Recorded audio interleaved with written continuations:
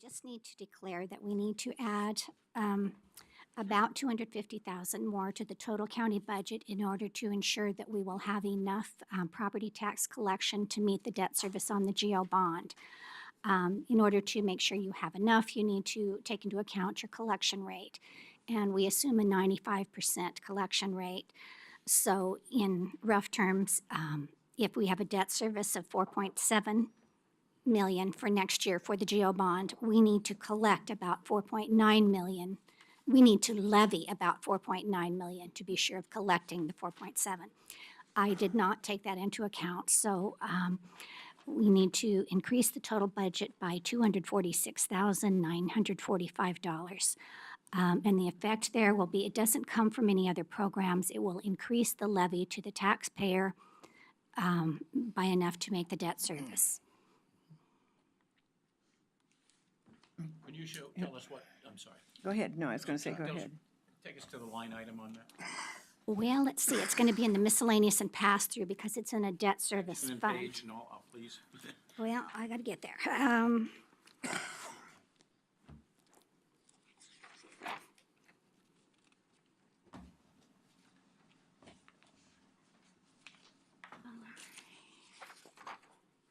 So does that also, will that also change this considered motion that's been presented to us? It won't if you use my language. I just said to take the budget as amended, and that works better because that we've also changed it by a little bit, or we'll be changing it for Okay. the compensation board. So it's kind of hard to keep I just an wanted to make exact the total. right note if I needed to, so thank you. Okay, where you'll see that is in tab 28, miscellaneous and pass-through, page 12. And that's the GO bond debt service. You can see that, 28, page 12. yeah, sorry, tab 28, page 12. The debt service that we will need to meet for 18-19 is $4,690,155. And I foolishly balanced that with levy revenue. And I know better, that's a rookie mistake, but I made it anyway. In order to assure that you will collect the $4,690,156, you need to levy a little more in recognition of the fact that every dollar you levy in property tax will not be received in that first year. We assume a 95% collection rate, so I would divide that 4,690,000 by 95%, and that results in our needing to levy $4,937,000 in order to collect enough during that current year to meet the debt service payment. Now, if I overshoot and we've got a little money left, it just means we need to collect a little more to levy a little, or we can levy a little less next year. It all stays in this one fund. So the $4,690,155 changes to $4,937,000. No, the on the revenue side, yes. The expense side remains the same, but we need to levy additional property tax in order to receive enough property tax. So the debt payment is the debt payment, but you just need to levy a little extra, recognizing that not everyone pays every Right. dollar they've been billed for their property tax. And I knew that. I should have done it, 4937. but I didn't. What's the debt for? Make mistakes on the way out. For the GO bonds that bought the radios, the public safety radios. That's kind of what I thought. So Okay, all right. Commissioner Bernard. we never got the information on the debt on these buildings Oh, or any other buildings we bought or owned. We can follow up, yeah. I just have no Did you idea. hear that? About the information about the debt on these buildings, that was a piece of information the Budget Committee had requested that we've not yet provided, so. We did actually provide that to the questioner, which was Mr. Maglin, but I don't have it in front of me right this moment. I can go grab it. I have the copy of it, so, okay. thank you. Appreciate that, Mr. Gonzalez. Ms. Padilla, are there any other changes to the original? No, just that budget? one. Just one. Thank you very much. Okay. At this time, then, we will enter, is that our next step? We're good now. I just want to double check. Okay. We'll enter into the discussion regarding the presentation and discussion of the policy level proposals, of which we have 3 to consider. Yes, Madam Chair, and we will ask the leads for each of these proposals to come up and talk about their specific proposals. You get a little bit more information, you can ask questions, and then follow up and deliberate after we're done with all the presentations. And also, I would expect, just as Chair Bernard had suggested, a small addition to the small grants program, that there may be other things that folks ask questions about or want to talk about in terms of priorities. So with that, of course, we do have 3 sizable policy level proposals. One being a major commitment to be made with respect to in law enforcement, code enforcement, prevention and treatment affiliated with cannabis, marijuana. And we then also have another major proposal related to affordable housing and homelessness prevention. And then finally, we have a proposal with respect to opening up the additional beds in the county jail.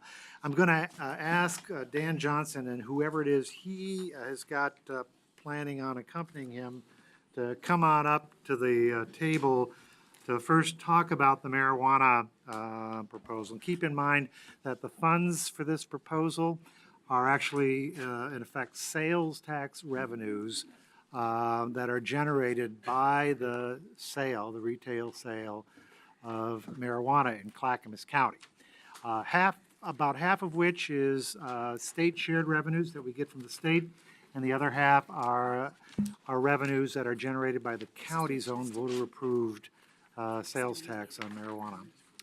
Okay, Mr. Krupp, in our budget books in the budget overview in the beginning, the budget message, on page 13, 12 and 13, actually it is, I believe, there's a synopsis of each of those 3. Is that the only piece of detailed information that we have? Handed out earlier copies of a staff report that was presented. Were those to the the ones Board we of County received Commissioners. this morning or yesterday? This was last week that I think the Budget Committee. Okay, got. well, I don't know where it See, Diane has actually handed There out it a was. spreadsheet for those.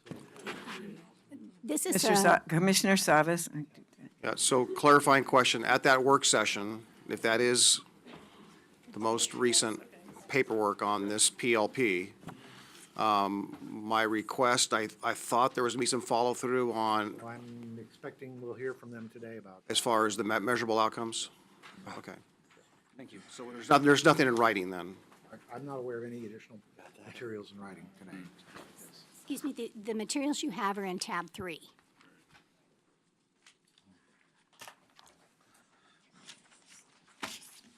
With that? Good afternoon, not morning, members of the Clackamas County Budget Committee. My name is Dan Johnson. I am the Director of the Transportation and Development Department for Clackamas County. I'm going to let you guys introduce yourself. I'm joined by... Okay. I'm James Rhodes, Captain with the Clackamas County Sheriff's Office. Richard Swift, Director of Health, Housing, and Human Services. Missing from our presentation today is Mr. Owens from the District Attorney's Office. And so I'm going to apologize. I'm out of my A game. We've been over at EOC all morning, saving the world as a part of Cascadia Receding. Thank you so much for planning it today. It was awesome. Earthquakes are never convenient. Exactly. Earthquakes are never convenient. First, want to revisit some of the topics that Mr. Krupp discussed. The dialogue around the revenue stream that you're seeing today, these are revenues from the taxes that are coming from the state and from the county. Be clear about that. No general fund is associated with this. Secondly, we have had 4 years in this dialogue regarding around the legalization of marijuana. And while a lot of the requirements about licensing falls into the hands of the state, namely namely OLCC on the rec side, and OHA on the medical marijuana side, there are some requirements that fall straight in the lap of some of your county representatives. And we are here today to talk about how we have developed a more cohesive dialogue around the services we'd like to provide. Those services fall into a couple different areas, one of which is obviously law enforcement and the close work that they do with the district attorney's office. There is work that we are doing on the prevention side, not only from H3S and the good work they're doing with some of their nonprofits in and around the area, but also some of the work that DTD plans to provide as a part of our Drive to Zero program. And last but not least, we touch the world of marijuana as it relates to permitting and code, time, place, and manner provisions regarding a number of these facilities. So our planning department, our building department, and in all honesty, our code enforcement department have a lot of role and responsibility as it relates to that discussion. What I presented to you, let me back up. I think the materials that were presented to you earlier were essentially the staff report and the materials from a discussion we had with the Board of County Commissioners regarding a policy level proposal, which was basically, there was some vagueness, or there wasn't a lot of clarity yet about how we were planning to use that money. It was basically $1.2 million, kind of a bookmark was placed there. We met with the board and presented on what we would propose to use for that $1.2 million, and that is what you see. That is what you see in your hands today. Okay. My apologies. We had some miscommunication about the copies. We would have brought you color copies, but this was a last-minute need. So you can see it's broken down into 4 different specific yet unique areas. You can see the transportation and development has a focus in land use, traffic safety, code enforcement. We'll then break up here in a second and talk briefly about what those services are we're looking to provide with that. The Sheriff's Office has a desire for a neighborhood response team, which it's a 2-year program for implementation.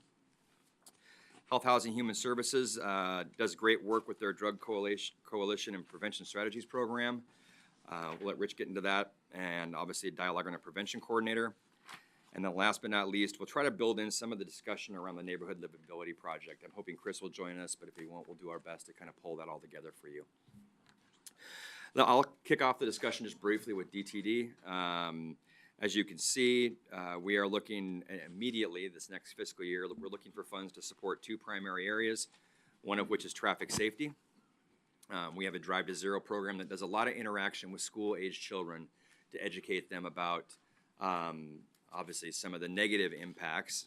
There are a number in regards to drugs and alcohol. They would like to take a more focused effort as it relates to marijuana.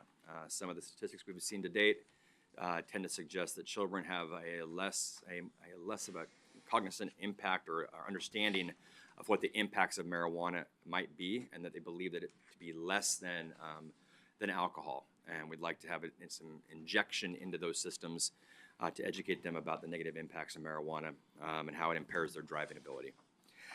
The big ask, in all honesty, is code enforcement. Essentially, you're looking for 1 FTE there. We are looking for a dedicated FTE that would not only allow us to focus specifically on our marijuana cases that we face, that we are seeing an increase in, and those marijuana cases related to code, time, place, and manner issues, but that also could be a representative, a more cohesive representative with our partners up here at the table around the Neighborhood Livability Project, LEAD projects, et cetera. It would be DTD's representative at the table to be a part of those discussions. I'm going to step away from the mic for a second. I'm going to hand it over to, who'd like to go next? Again, James Rhodes with the Sheriff's Office. Thank you for hearing us today. The portion that I'm speaking about is the Sheriff's Office ask for this. And that is to form what we're labeling a neighborhood response team, which will be comprised of 2 uniformed deputies in a 2-year rollout, 1 the first year, and then adding a second member the second year of the program. And really what we're looking for is these uniformed deputies to be the very public-facing, immediate tip-of-the-spear, reactive piece of this cohesive team. We love this multidisciplinary approach, and we're modeling this after our Neighborhood Livability Project, which has had wild success, nationally recognized and awarded program. This NRT team these two deputies would essentially supplement the neighborhood livability project. They would be dedicated resources to respond to those sort of ongoing chronic nuisance type of problems, which would include, in this case, marijuana-related problems. Those calls for service that have to do with time, manner, and placement. We get calls, for example, about odor, sound, increased traffic. Many of those are code enforcement problems that sometimes may bleed over into criminality. And so having a uniformed deputy that can help coordinate that response, work well with court enforcement and H3S to both respond and coordinate when it's a code enforcement problem to allow that to flow, and when it turns out to be a criminal problem, to take up that charge and handle those problems as well. Again, this approach has worked well for us to do these type of things, and would also allow the resources to maybe expand into help with some education, maybe go into some schools, maybe also do some sting operations, sort of in the sense that we do OLCC, liquor sales to minors kind of operations. So there's a lot of opportunity, and this NRT team would be the two bodies, the two FTE, to do that work in conjunction with the rest of the team.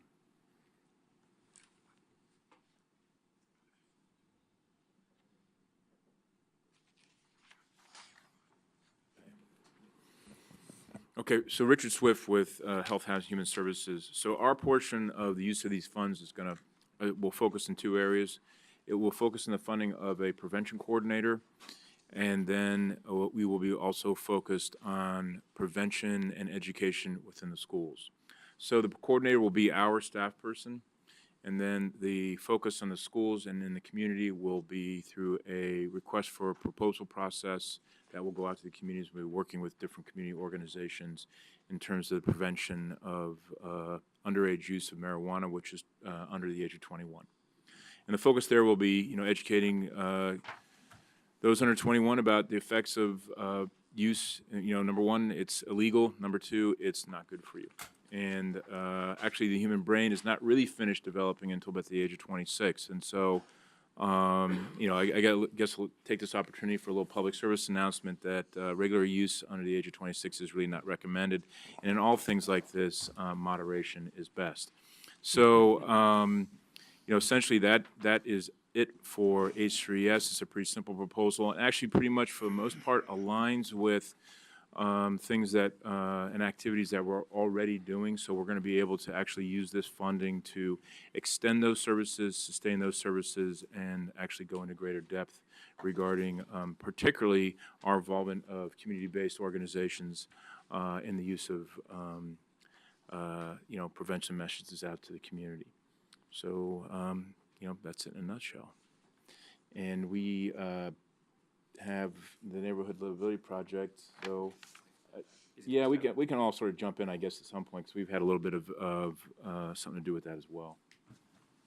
The district attorney's portion of this involves both some funding to support the Neighborhood Livability Project and the LEAD project. So I'll speak to the best of my ability on Senior Deputy DA Owen's behalf. So LEAD is a law enforcement assisted diversion program. So this is a diversion program where low-level user offenses of drugs, which may include marijuana, would be diverted out of the criminal system. So it would be criminal charges would be held in abeyance as long as people perform appropriate addiction services and restorative justice type of programs. And upon completion of these programs, with the intent of solving the addiction problem, would then vacate the criminal charge. So this is a program that we're looking to roll out, and then would be partially funded down the line, and looking for some funding in year 2 of this project to support that. Also, the Neighborhood Livability Project, again, is a partnership with all of the departments you see up here, including the District Attorney's Office. And so they're looking for some funding to help support the Neighborhood Livability Project because, again, a lot of these neighborhood nuisance type of problems that are being generated by, let's say, the difficult public acceptance of the legalization of marijuana would be addressed by the Neighborhood Livability Project. And so sometimes that's a lot of outreach, sometimes it is law enforcement, sometimes it's code enforcement, sometimes it is criminal activity. We work closely with the District Attorney's Office, and so part of this ask is to supplement their efforts and And then also some actual project money, and this is things that we set aside for the Neighborhood Livability Project that include paying for dumpsters and things like that to come clean up sites and do those kind of restorative efforts. Just briefly, when you look, a couple things that are in play right now, one of which is revenue stream. These are estimates on the revenue stream. We have some monies already. What the future projections are going to be. So you don't see these dollars ratcheted down to the exact cent. You see contingency dollars that are in there. So the proposal in front of you has about $165,000 of contingency money in there that can be reallocated at some given time throughout the year. Secondly, and I'm just kind of bringing this to the board's attention, we did some reallocation of some funds to make the neighborhood livability component stand out a little bit more. You'll see it's actually listed more specifically down here under the district attorney's office, and we actually put some programmatic money in there as well.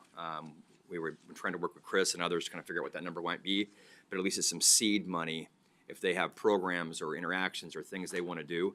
At least there's $20,000 worth of funding in there, and there always is the ask they can make for the contingency as well.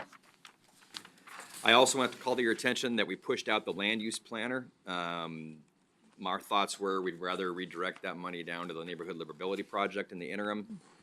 We get general fund for planning right now. It was only half an FTE. We put it back in for year 2. We kind of want to see how this thing plays out. So we'll come back at a future date and talk to you about whether or not we'll be looking at specific revenue from these funds for that service. I think we want to get a better handle about what the role and responsibility of that individual will be in the context of all this group dialogue. I want to talk just briefly about some thoughts about measures. The commissioner talked about, Commissioner Savas had asked us dialogue around that. I'll be honest, I mean, some of the measures and deliverables, we already track, for example, we would expand our tracking on the number of code enforcement inquiries. We probably would look at the general inquiries about marijuana we get as well. Types of violations, I think, are important, because it's the context under which is it simply the fact that somebody has illegally started a retail operation and we're working more cohesively with the sheriff's office, or is it simply a matter of being a building electrical type issue that we're having to resolve, which are our violations that we see on a day-to-day related to these particular operations. I think you're going to start seeing more of a request for assessment, and that is around kind of the noise component of these operations. We get a lot of inquiries about, or statements, for lack of a better word, assertions about decibel levels, and there's a parameter for those decibel levels within our code. A lot of that work has been taken on by our sheriff's office to go out there. We want to empower our code enforcement folks to have similar training and similar equipment, so we don't have to have our valued CCSO folks out there just measuring sound decibels, so we'd be able to do that for them. I think you're going to have a dialogue around what our interactions are with OHA and OLCC to see how that works. And all those will deliver some sort of a level of what that investment is returning to you for the investment of those dollars. On the side in regards to drive to safety, I think there's discussions around similar to the measures that we have in place right now, which are a number of interactions that are done. So how many times were there interactions with school students about marijuana use, the impacts of those uses, et cetera. Beyond that, I'll leave it if you guys want to expand on it a little bit. So I asked, and I'll let Rod introduce himself in a second. I asked Rod to come over because a lot of the work that, oh, there's another mic, nice. A lot of the work in terms of the RFP process that we're going to be engaging in with the community is going to be actually funneled through Rod's shop and is actually modeled on a lot of contracts and performance outcomes that actually Rod already has in place within his division. So what I'll do is I'll turn it over to you, Rod. Okay, for the record, Rodney Cook, Director of Children, Youth, and Families Division. And what Rich is alluding to is in place right now, the PreventNet sites, and we're in multiple school districts, multiple buildings at middle school level and at high school level. And so we measure number of kids served, of course, and then we measure their through grades or through moving on to the next grade level, number of suspensions, number of altercations with, and fights and those kind of things. So all those things are being measured on the individual level at the school. And then statewide, we do drug use surveys that measure the whole school population in terms of what effect are the prevention efforts having overall in the community norming, the school norming, in terms of getting kids to not want to use or to have those skills that they need to be able to say, this is cliche, but to say no, or to, just basically giving them those things. So there's multiple measures. There's the individual measures that we have, and then we have the global, what we call environmental community level measurements that are also in place that show how each school is doing in particular. Those measurements, we have to have certain agreements with the schools because, as you can imagine, that's protected information. In some schools, people can figure out which kids are actually using those kind of things. But we have those relationships with the schools. We can use that information to give you good indicators of if the work, all the cumulative work, is having an effect on the kids. Okay. I think one thing to say on the law enforcement assisted diversion side, because the structure of that program is essentially, it's a field focus, it's interaction with primarily the houseless population, and it's essentially about in an interaction with law enforcement. They have two doors. Door A is incarceration, it's going through the criminal justice system. Door B is essentially saying, let's not go through door A at this point. We would like you to enter into a relationship through the diversion, where they start working with a caseworker, and they're working on the issues regarding them being on the street.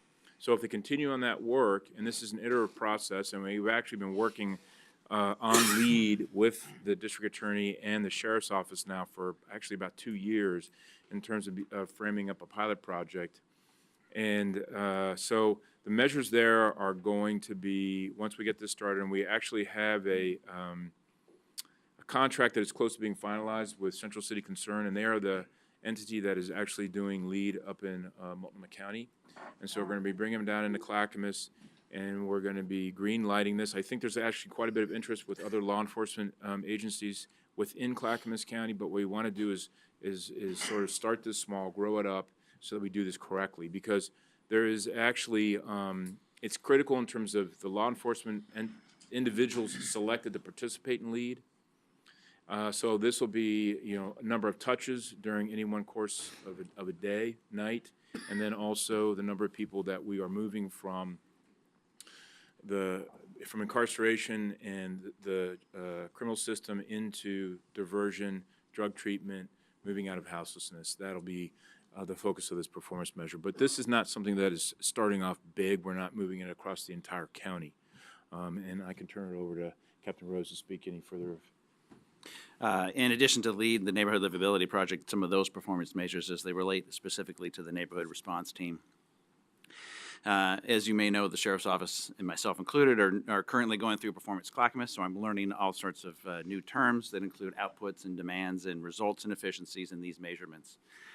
So those are the performance things that we need to put in place that I don't currently have for you today. But in generality, they would be things like number of calls for service appropriately responded to, measuring those outputs of those resolutions, how many criminal cases, that we actually investigate successfully, how many assists we do with code enforcement, those kind of measurements. And ultimately, the efficiency and the results should be a reduce on demand for these types of calls as we're both solving the problem and communicating with the neighborhood. In regards to LEAD, the same type of affair, right? The performance measure would be very highly effective for us to show you the results of those number of successful diversions that then did not result in incarceration, another body in jail, and another burden on our court system, district attorney's office, and jail. Oh, it's back to me. Well, with that, that wraps up our presentation for today. We'd be glad to answer any questions you might have. Expanded dialogue, whatever we are at your demand. Thank you. I Thank want to you. add one thing, I'm sorry. Okay, I was just going to say thank you very much. It's a great detailed report and helps with a better understanding of just what it is y'all are thinking about in a collaborative effort. So we do have some questions, but Mr. Krupp? I Yes, just sir. want to make sure that the Budget Committee is clear that the locally derived portion of the revenues for this, the local sales tax, is dedicated because of the ballot measure language to code enforcement, law enforcement, prevention and treatment activities. The state portion of this that's collected by the state and essentially is delivered to the county as a state shared revenue does not have those particular provisos or restrictions placed on it. It arrives into the county's general fund like any other set of dollars that come into the county's general fund. But we've taken the position as a proposal that we would look at the color of both these fund sources in the same way to put together what is a consolidated collaborative effort that involves multiple county departments to address the issues of quality of life given the presence of cannabis production and sales in the county. And the expectation of that state funds for this year that we're talking about is $580,000, correct? Yes, that's correct. And $504,000 in county Correct. income. Thank you. Commissioner Bernard. Well, I anticipate that revenue will continue to grow. Certainly if we could. Grow. So to speak. And I think that if we could actually capture the illegal transport of marijuana out of the state, we could make a lot more money. Yeah. First off, I think that you guys working together is key. You know, we thought that everyone would go after the money, but instead you all got together and figured out how this would work. So I think, you know, I'm ready to okay this. The one thing that we're looking at, because this is not enough money to really do the work we need, and County Council, Stephen Madcore, is also looking at the possibility of a business license. It'd be nice to know where these people are, whether they're licensed, whether they went through the permitting process, because we hear all the time about this guy's growing hemp, this guy's growing marijuana, you know, what's what. And so a business license, not just marijuana, but the other possibility is that you can, as they do many other places, have a significant business license fee for people that require more supervision's a good term.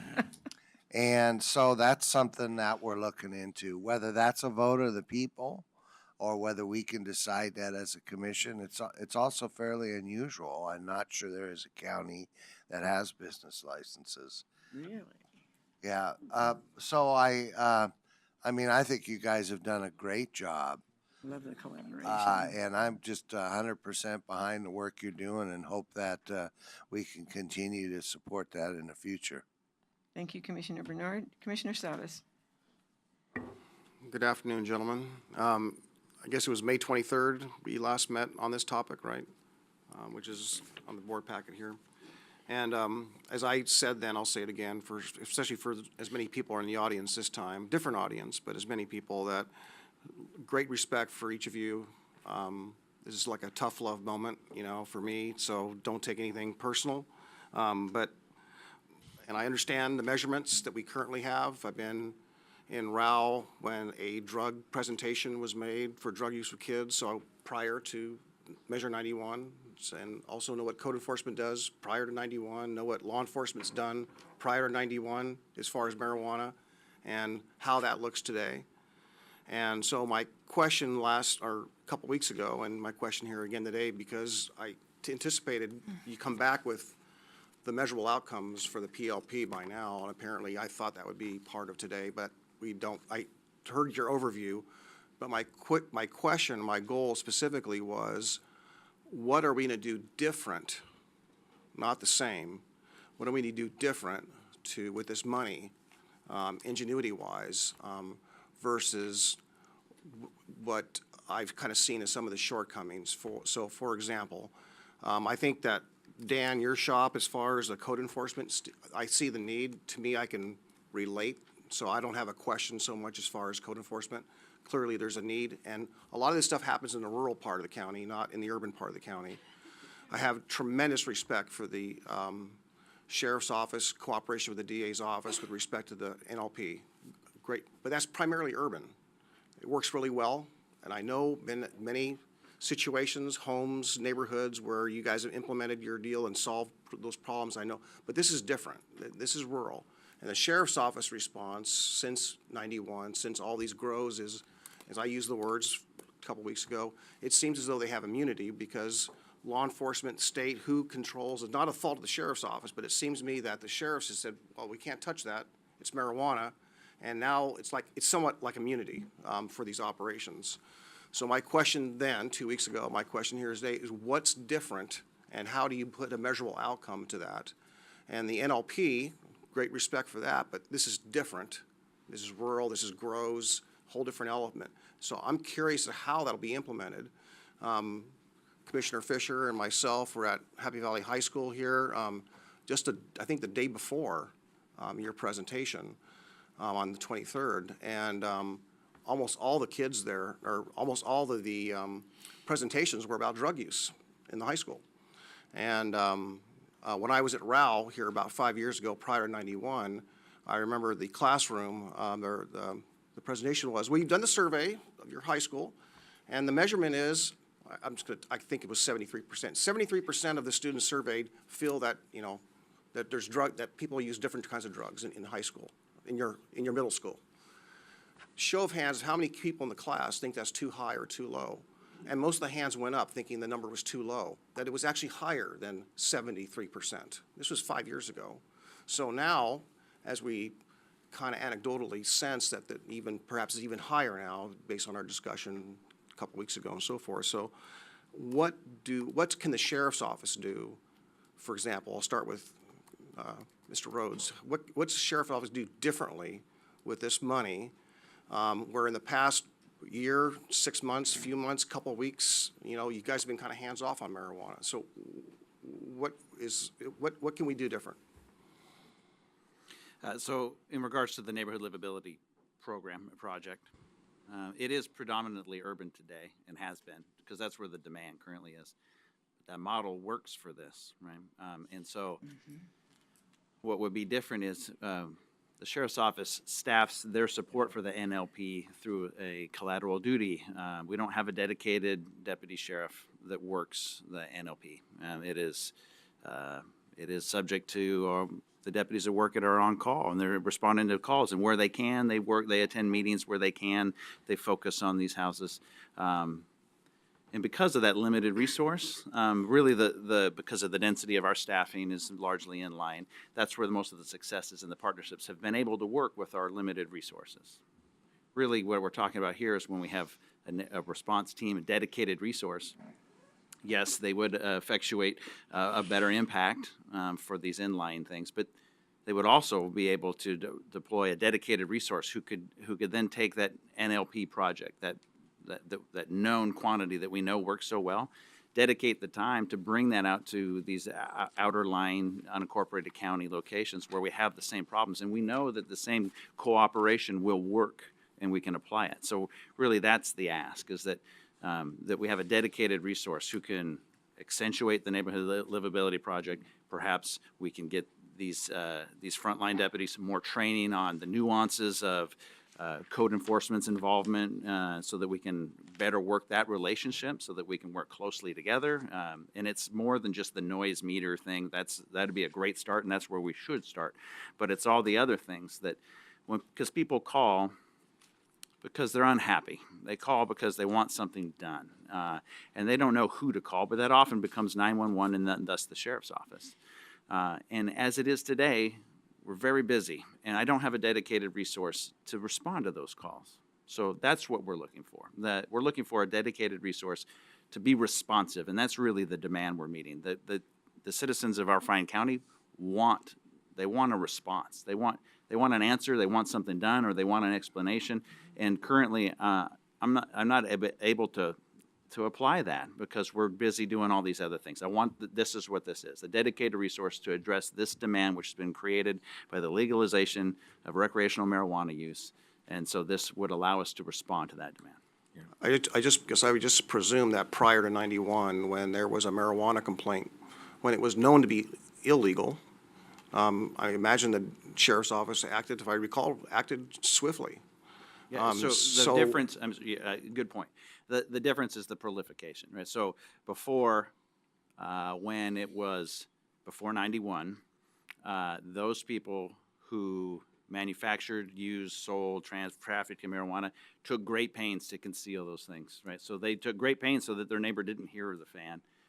They took great pains so that they conceal the odor and do those things. They no longer take those great pains because they don't have to. Right? And so these nuisances, this awareness and the proliferation of marijuana processing, production, and sales has exploded, right? So prior to 91, the exposure or the friction, if you will, between these operations and the public didn't exist to the degree they do post 91. And that's really what the demand has changed there. Well, the issue we're having, and I want to make this perfectly clear for anyone who wants to listen to this in the future, I personally do not have a problem with the legitimate operators that are growing, particularly as grows where we have the problem. The growers that are legitimate, are following the state rules, being good neighbors, I'm totally happy with them. That's great.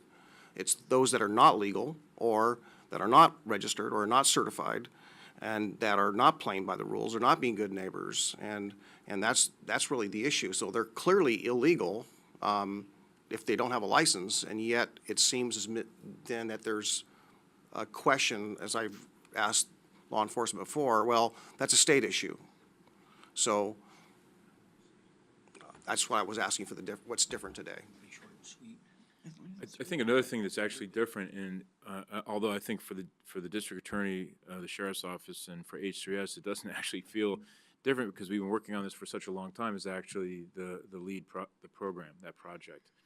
You know, we actually have not started it yet. The reason it's funded in year 2 as opposed to in FY19 is because it's so new and because we actually haven't started it yet. We've all been working on how do we pay for this.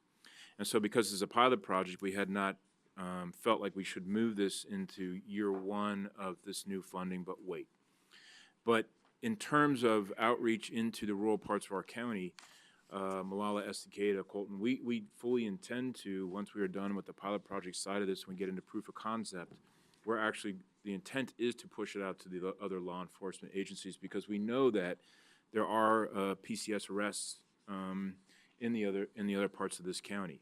And LEAD is not necessarily just aimed at marijuana, because where we see those possession of controlled substances pickups, it's more about opioids, it's more about other drugs. And what we want to do is we want to actually extend these dollars across the entirety of our substance abuse issues in the county, not just localize it in terms of our intervention and prevention into marijuana. But our intent is absolutely to eventually move this into the rural parts of the county, but we have to really engage in a proof of concept first before we do that, because we need to know this works. So I guess in that sense, I would say that is some innovation. It's just this takes some time, and we actually it's some serendipity in the sense that it got legalized, and so we have a funding source for some areas where we absolutely need intervention. And I think Rod can talk a little bit about the fact that using some of these dollars in terms of involving the community is also different. So, yeah, so partly what this funding would provide is coalition. There's several coalitions in the county right now operating.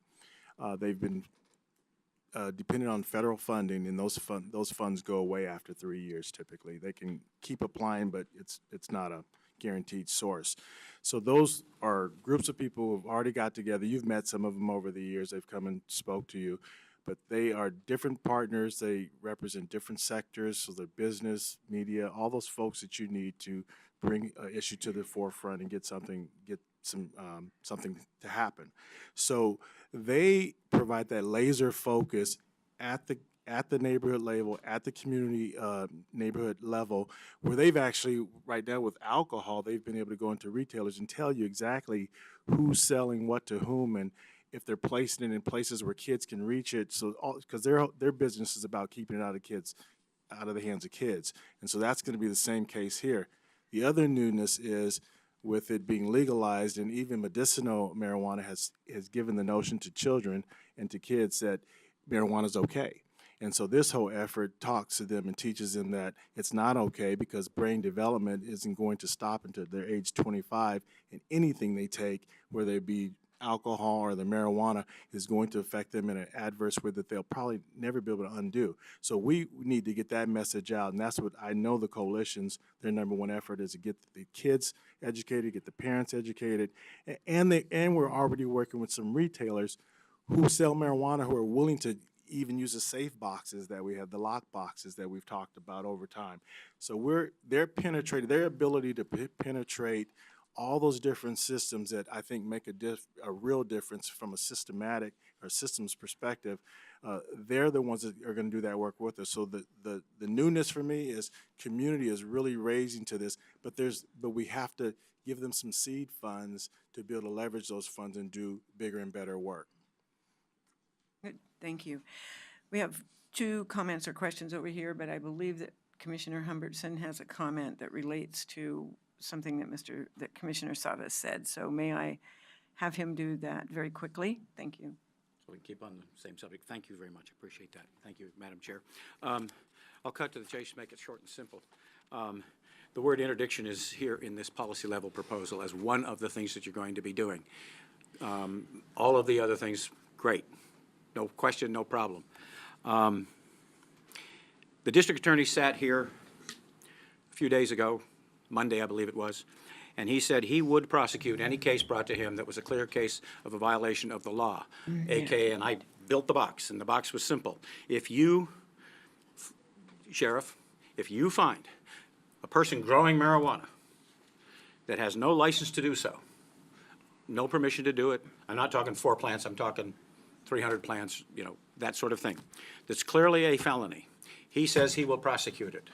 So I'm going to make it simple. I am looking forward to that first prosecution, okay? I have no problem with people doing things legally.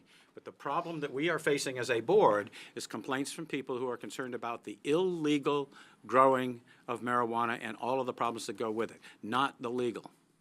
So I just want to cut to the chase and make it real simple. I'm looking forward to that first prosecutable case of someone who is growing marijuana who has no license to do so. That's all I have. Thank you, Madam Chair. Mr. Magdalene, and then Commissioner Schrader. A couple of questions. One, on code enforcement, are the complaints rural, or are they mostly urban?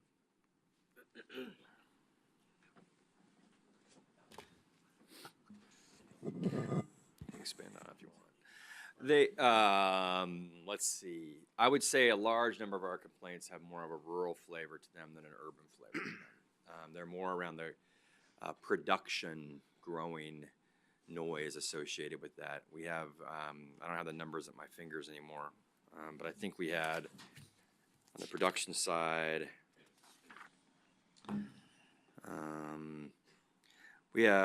this is as of last month, I think 229 production/growing facilities out in the rural area. So that tends to be kind of a dialogue that, just due to the sheer number of those facilities that we have, we seem to get more interest in the code enforcement side, and they're growing in production in our rural areas.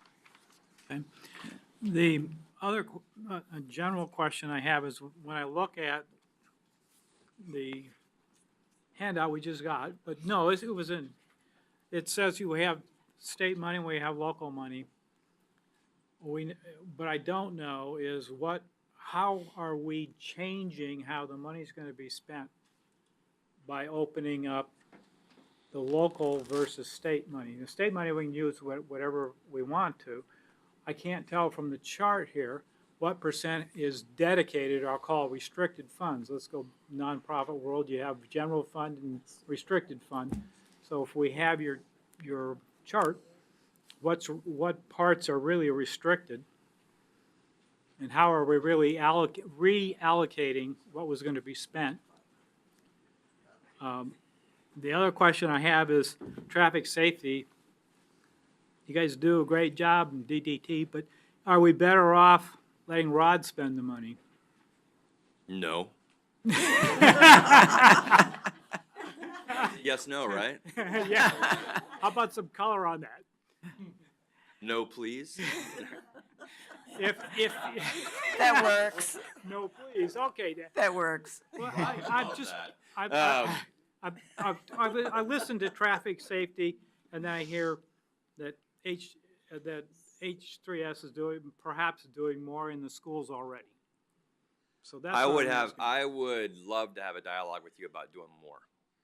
I mean, we are doing direct interaction with the schools. They are doing it through their service providers. I mean, and we have a specific target, and it's associated towards the transportation systems in and around Clackamas County and the impact of using these certain drugs and alcohol and the impact it has on the driving. The target is Drive to Zero. And so the work that we are doing relates to our ability to achieve that goal. The use of marijuana and operating a vehicle impact the ability to reach and meet that goal. That work that we are doing is targeted specifically towards that objective. No ifs, ands, or buts about it. Rod, you get equal time. So can you ask the question again? Sure. How well are you equipped to take the idea of traffic safety, as was just described to us, and roll it out within your existing network? So I don't know if you know much about school districts, but it's a lot of what you're able to do is based on relationship. So we have decades of relationship with the school districts. They trust us. So where the driving safety pieces aren't at, through our systems, we can get them in those schools. We already, when they have the traffic safety, and they do the crash car and all that whole thing at the end of the years and all that, we help them get those in there. We'll attend those. We'll support what happens after that, because there's an aftermath after you teach kids that if you go out and drunk drive, you're gonna, there's crashes involved and all that. So for me, what we could do different is we're gonna be able to collaborate a whole lot more. Dan's folks have already been on our committees. They already interrelate. Their own coalitions, the county coalition, they serve on that together. So this is just one more opportunity where we're all going to have more resources to do more in more schools, in more places, and on a more consistent basis. And so I think there's great opportunity to collaborate and do more together. He's talking about what the kids do once they're high, and they're driving and the ramifications for all that. We try to prevent them. We're a little bit further up the stream. We're trying to say, we try to get them not to ever use. And if they're seeing it in their families, if they're seeing it with their brothers or sisters or at school or whatever, that's our messaging. But when we're not successful with that and peer pressure gets them to use, we're right there with Dan to make sure that his operations are getting supported as well. Refreshing. You don't want the money. Okay. I think this whole collaborative effort is truly the way to go. I mean, I like everybody, I'd always want more, but we want it to work, and we want it to be systematic, and we want it to be sustainable. And Thanks for the honest answer. He's brilliant.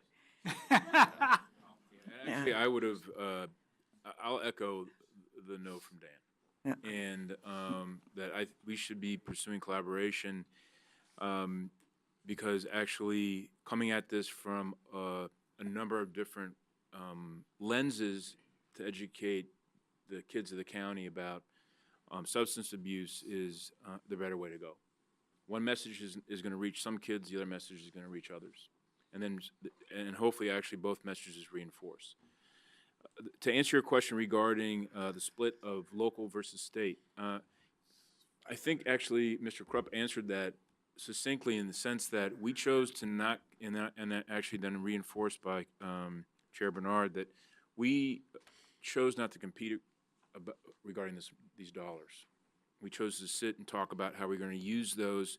And so actually we ended up, by and large, not really getting focused on which sources were state versus which sources were local. We could give you an artificial breakdown, but essentially it would be artificial. It wouldn't represent the actual intent of how we're choosing to spend these dollars, our recommendation to the Budget Committee. Because I don't know that if we chose to, that in our minds, I think it's just one bucket. So it was coming from state, it was coming locally, and it was dropping all into one bucket. And so actually when we counted state and we counted local, it was more about just making sure that we were getting from the state what we thought we should be getting. It wasn't so much, who's going to get what out of what. because they all dropped into one bucket. So I think we could break this out in terms of how we would allocate both state and local. I would not be able, I don't think we would be able to give that to you exactly today. That I would don't be think the inaccurate. budget committee If- needs that today to be able to make a decision. If you were audited on it, would you be spending the correct amount from the local tax? Yes. Of course we they would. Yeah. Thank you, Mr. Magdalene. And Commissioner Schrader and then Commissioner Bernard, I do want to just kind of, for point of order and keeping everybody on track, we had allocated an hour and a half for three policy level discussions. So just keeping that in mind, please, let's make our comments as salient as possible, so. My question's really quick. Thank you. And Don may be the one to answer it. So we're actually collecting the local taxes now, is that Yes. correct? When do we expect the state money? We already So got we've already received receipts from the state. Yes. Okay, so we've gotten the complete amount for the state. Go forth and do good work, gentlemen. Thank you so Thank you. much. Okay. So I'd like to move that we support this proposal. I'll second. I think I seconded first. Discussion. There is a movement, there is a motion on the table with a second to support this policy level proposal in our 1819 general fund budget. Is there any discussion on the motion? Mr. Savas, Commissioner Savas. I'd like to just get back to either some agreement that there will be immediately forthcoming some measurable outcomes and a strategy, and maybe even as you develop your system, if you will, maybe some steps along the way between now and next year when this comes back up, so that we actually visiting to see what the results have been and whether or not we should fund it or fund it differently. Maybe more money goes to another code enforcement officer, maybe more money goes to work within the schools. I don't know. I mean, I just don't know that splitting the money up 4 different ways equally is necessarily going to render the result we're looking for. And that's why I was really hoping to have more of a measurable outcome embedded in this, not just here's the money. Commissioner Bernard, then Mr. Feely, then Mr. Caton. I was going to say, Performance Clackamas would almost demand that you give performance score. So you guys, as far as I'm concerned, you're the experts. You tell us how it's working, and if you need to make adjustments, we're open. We're at meetings once a week. You can make those adjustments. Thank you, Mr. Bernard. Mr. Feely? Thank you, Madam Chair. Sort of piggybacking on, well, first of all, I support Jim's motion, and piggybacking on what Commissioner Savas said, I think our quarterly budget meetings be a good time to review any of these policy proposals, because they're all sort of new and emerging. They're not fully cooked yet. So if we could do that. Call it a progress report. Yeah. Yeah, All right. that makes good sense. Thank you, Mr. Caton. Yeah, and just a point of clarification, these are funds coming into the general fund from marijuana sources for us to then allocate back Correct. out. So it's sort of a pass-through, that's just a point of They clarification. really are. There's no general fund monies in this. It's a pass-through. There's a motion on the table. Discussion has been held. All those in favor of the motion to support this policy level proposal, please signify by saying aye. Aye. Any opposed? Hearing none, motion passes. Thank you very much. Thank you. Good work. Great. So the next Collaboration. policy level proposal we're going to talk about is the housing affordability and homelessness package. And I'm expecting Mr. Swift to be Coming back to the on up. table? Oh, we've got Mr. Chuck Robbins here to, you're going to lead all this? Oh, okay. So this is another collaborative effort. We have we call the administrators affordable housing and homelessness team that has been meeting, that involves representatives from several different departments and 2 members of the Board of County Commissioners. Been meeting on at least a monthly basis, working on issues related to housing affordability, affordable housing, and homelessness issues. Together they've put together a policy level proposal that has a sort of multifaceted set of objectives associated to this.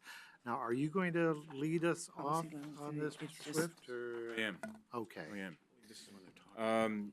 So Richard Swift, again, with Health, Housing, Human Services, and I have with me to my right. Brenda Durbin, Director of Social Services Division. And Chuck Robbins, Executive Director of the Housing Authority. And actually, it seems like I should have a whole lot more people sitting here at the desk because so many people were involved in the development of this proposal. Jill Smith, who was in many ways the primary lead on this, actually is at a housing conference in Los Angeles right now, and so she was not able to be here. And then also, actually, I won't go through the list of others who were involved because I'll just end up forgetting someone. So let me just surmise to say that there were a lot of folks who were involved in the development of this. And so this policy proposal that you have in front of you is a proposal for a total of $1.2 million. It is a big step on the part of the county towards, I should say a big first step on the part of the county towards the houseless issue and housing issue that sits before us. It's coming from, and I think is anchored in some ways, and the H3S Performance Clackamas goal that by 2022, we will have 2,000 units of housing affordable to a variety of our residents. The big focus for H3S in this is a housing authority goal that will be providing 1,000 units of affordable housing to those earning 60% and less of area median income. So, as many people are probably aware, we've been in a growing housing crisis in the county and in the region. I think actually statewide and nationally as well. And when I was coming in this morning, listening to the news, it seemed like it was basically 20 minutes of reporting on how housing median prices across the country are going up and the affordability issues that it's presenting to, by and large, a large portion of the American population. And in particular, where we are seeing pressures are in the lower income parts of our county where folks are being actually forced out of rentals. So in this document, we've had a conversation and discussion regarding the background on the housing emergency, which is that between 2011 and 2015, rents in Milwaukee and several other county cities rose by more than 20%, and they're continuing to rise. We've tracked actually over time large apartment complexes that have been purchased outright, 250 unit plus larger, and then in turn, over month, the rents have been increased by residents. And we have been seeing an increased number of calls to our housing resource line as people are seeking assistance with their rents. Wage increases are not keeping up with the rent increases. Over the same time frame, wages have approximately gone up by 12%. And that gap has just gotten wider and wider as people's more and more parts, what we essentially refer to as housing burden, which basically means how much of your overall income is going to housing, how much of it is going to pay for your rent. And we are seeing upwards of 70, 80% where households are using 70 to 80% of their total income towards rent. And I'm going to sort of go through this document because I think that it's important to read some of this into the public record. Also, in summary, what we're seeing for our point-in-time count, which is our houseless count that we do, and we do this in conjunction across Multnomah and also Washington counties, where we had just over 1,000 people, 1,068 homeless people were counted. And then we had 1,168 houseless children who were counted by homeless school liaisons across our school districts. Additionally, of the 700 children enrolled in Clackamas County Head Start, which is ages 0 to 5, 300 have been designated houseless. So there's been a dramatic 48% increase in the number of unsheltered residents counted last year as compared to 2015. So this situation is getting increasingly worse. And so in work with the administrator's housing strategy meeting, we've put in front of you a proposal that essentially focuses on 3 areas with the use of this money.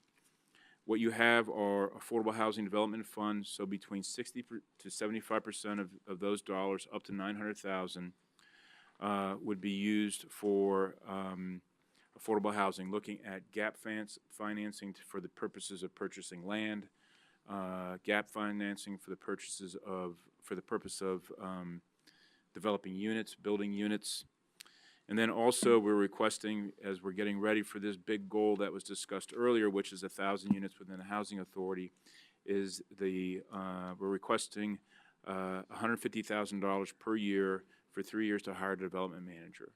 So we need someone who's going to be focused specifically on development for the Housing Authority as we go forward with this work. Because at this point, and Chuck can speak a little to that, at this point we are stretched thin with all of the work that we're doing in revamping all of our public housing offerings in the county, because we are engaged in this work across the Housing Authority. So this is going to touch our Housing Authority sites up in Oregon City View Manor, Clackamas Heights, Milwaukee, and Milwaukee. And so this is substantive work, and we really do need a development manager. Then a housing services fund, and this is for services to keep people in their rentals or in their units. And so we're requesting here up to $240,000. And this is, again, a range of $180,000 to $240,000.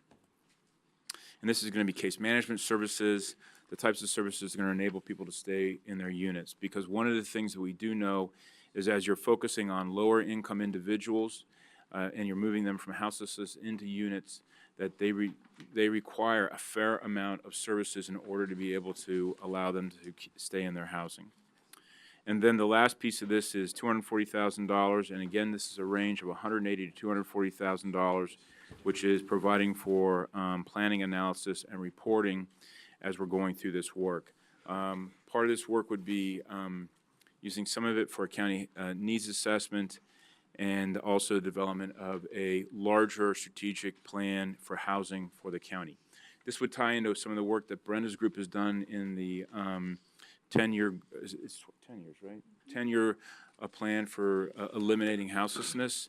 And so we already have some of that work done, but this is a much larger county goal in the sense that this is not just the county, but also the cities that make up the county as well. So what I'd like to do at this point, and also I think the other thing I want to draw attention to is you're going to see, and I want to read these, are the guiding principles regarding this policy level proposal. So the guiding principles are: investments must be long-lasting and resulting in impact. Strategic planning, ongoing analysis, and reporting must be a priority to guide this work. Flexibility must be retained to ensure our ability to impact regulatory barriers and be responsive to community needs and the changing market. Investments must be directed towards low-income residents most vulnerable to the market. And we must leverage existing funding whenever possible in partnership with the nonprofit and for-profit community. And then also, as we're going through this work, plan, do, check, and act continuously. And I think we'll probably get into this as well. This funding also ties to the current bond offering that Metro is considering. And so I think what I'll do is, as we go into questions about this, I do want to tie that in because that's an important piece of this. And actually, if that bond is submitted to the voters in November, there is actually, I think, a caveat to this funding that I would like for consideration, because if that bond goes through, then we're going to have approximately about $120 million of housing towards units, and also wraparound services for folks if that bond passes. If the bond does not pass, then I think this proposal that you have in front of you is actually a really good working document about how we would use a certain amount of money to do the needed work. This is not going to make a huge dent, 1.2. And actually, the bond ultimately, if it goes through for the metro area, $658 million is a lot of money. There's no two ways around it. But is $658 million going to resolve the housing issue that we have regionally? No. It's not gonna, but it's the right next step in terms of the region realizing that if it sits back and does nothing, we are going to have a very significant problem in terms of livability of the region. So I see a number of cards going up, and so. Yeah, clarifying question. Mhm. Are you suggesting that if the Metro bond passes, that we would not need this particular proposal? No, I'm not suggesting Thank that. you. um, Good, at because all. I Um, would say that let me no matter, let me quote Dan. we should not No. even consider the Metro bond in this. We would need both of them to We would. adequately move forward. We if- would. We if might- that's what we chose to do, right? So Yeah, Rich, can I? I would add to that, if the Metro bond does pass, that this local commitment that we would be making will enhance our capacity to ability be able to To leverage succeed that money. with that. Yeah, yes. that's what I would think too. Okay, Yeah, very so if- good. So if I could, because I'd like to clarify that a little bit. We're talking about maybe $125 million coming to Clackamas County over 5 years. That's roughly about, $25 million a year. If we get that Metro money, one of the requirements is that 41% of the units that we built are available to the extremely low income, families in our community. They're going to need Is services. that 30% or less, or 60%? Yeah, that's 30%, below 30% of area median income. So I guess that the request would be that right now, the way we've proposed this 1.2 million, we've got 70% going to development. If that money, that $25 million a year comes to the county, then this money needs to go to the services. We Yeah. need to be able to provide and fund the services to make sure that our residents, particularly at 30% or below, will be successful in the housing that we put them in. Absolutely, yeah, gotcha. That makes good sense, knowing what they're asking for in Metro bond and knowing this, so, very good. Commissioner Schrader. Well, thank you. I want to thank you for all your hard work. I've worked with Chuck on housing issues for, I don't know, I forget the number of years. Yeah, be careful what you wish for. I We know. always wanted this to be a priority. So I have a couple of comments and suggestions and a question. So I have been reading a particular white paper from the Urban Institute that really does seem to affirm the fact that the lack of affordable housing is the primary driver of homelessness among families. And again, the disparity between income as well as the capacity, the stuff that's out there that you can get people to. So I'm really, really glad that we are looking at recommendation number 1 here, because I think if we can build our capacity, I think that's going to help tremendously. So thank you for that.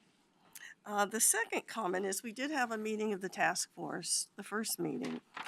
And I made a comment to Mr. Chandler the other day, I don't know if he's in the room, that it was. Way back Yay, then. Good job, Dan. I heard it was a wonderful meeting with lots of dialogue. So But- much that they didn't get through all the dialogue, actually. Yeah, and you were there, Walter. I Yeah, I obviously was was. out doing economic development work, so I wasn't able to attend. But that being said, one of the things that I'm commenting about is it's somewhat advocate heavy, and I'm okay with that because the advocates are on the ground really solving the problem. But we want to make sure that we also have folks who have not necessarily been active advocates in the field. Jane Leo gave us some feedback, for example, that we've got. I don't think we've showed it to everybody yet, but we'll get it to you.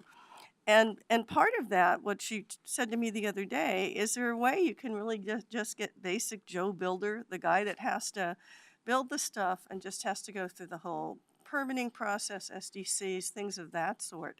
So looking at from the advocacy model, which oftentimes includes inclusionary zoning, rent control, which are things that have been used, but they've also been asking, can we look at it not only through those lenses and tools in the toolbox that we have used, but also could we look at it from the on-the-ground lens of the people that are actually kind of building and pulling together some of these properties.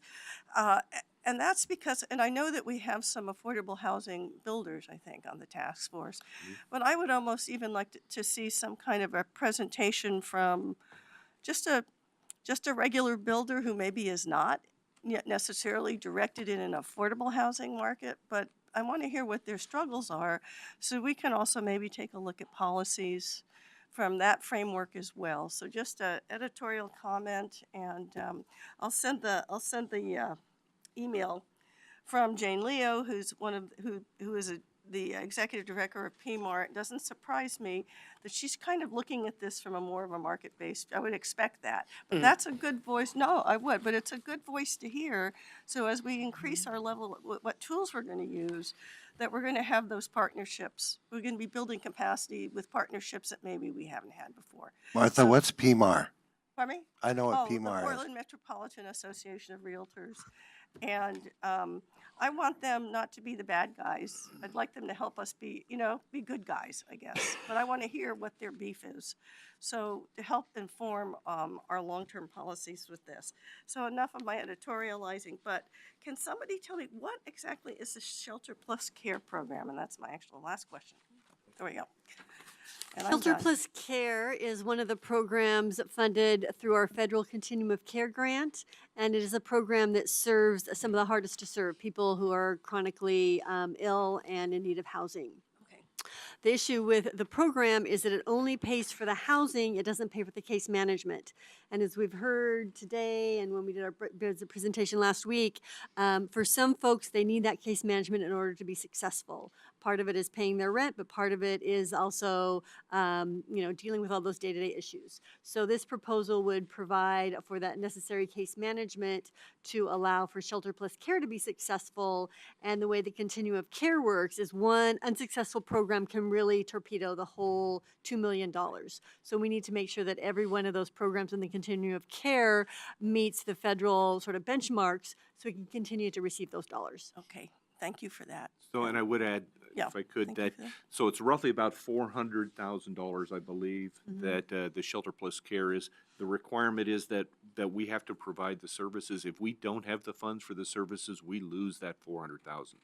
So that's money that, so this is helping to continue leveraging that money. Okay, thank you. Thank you very much, Commissioner Bernard.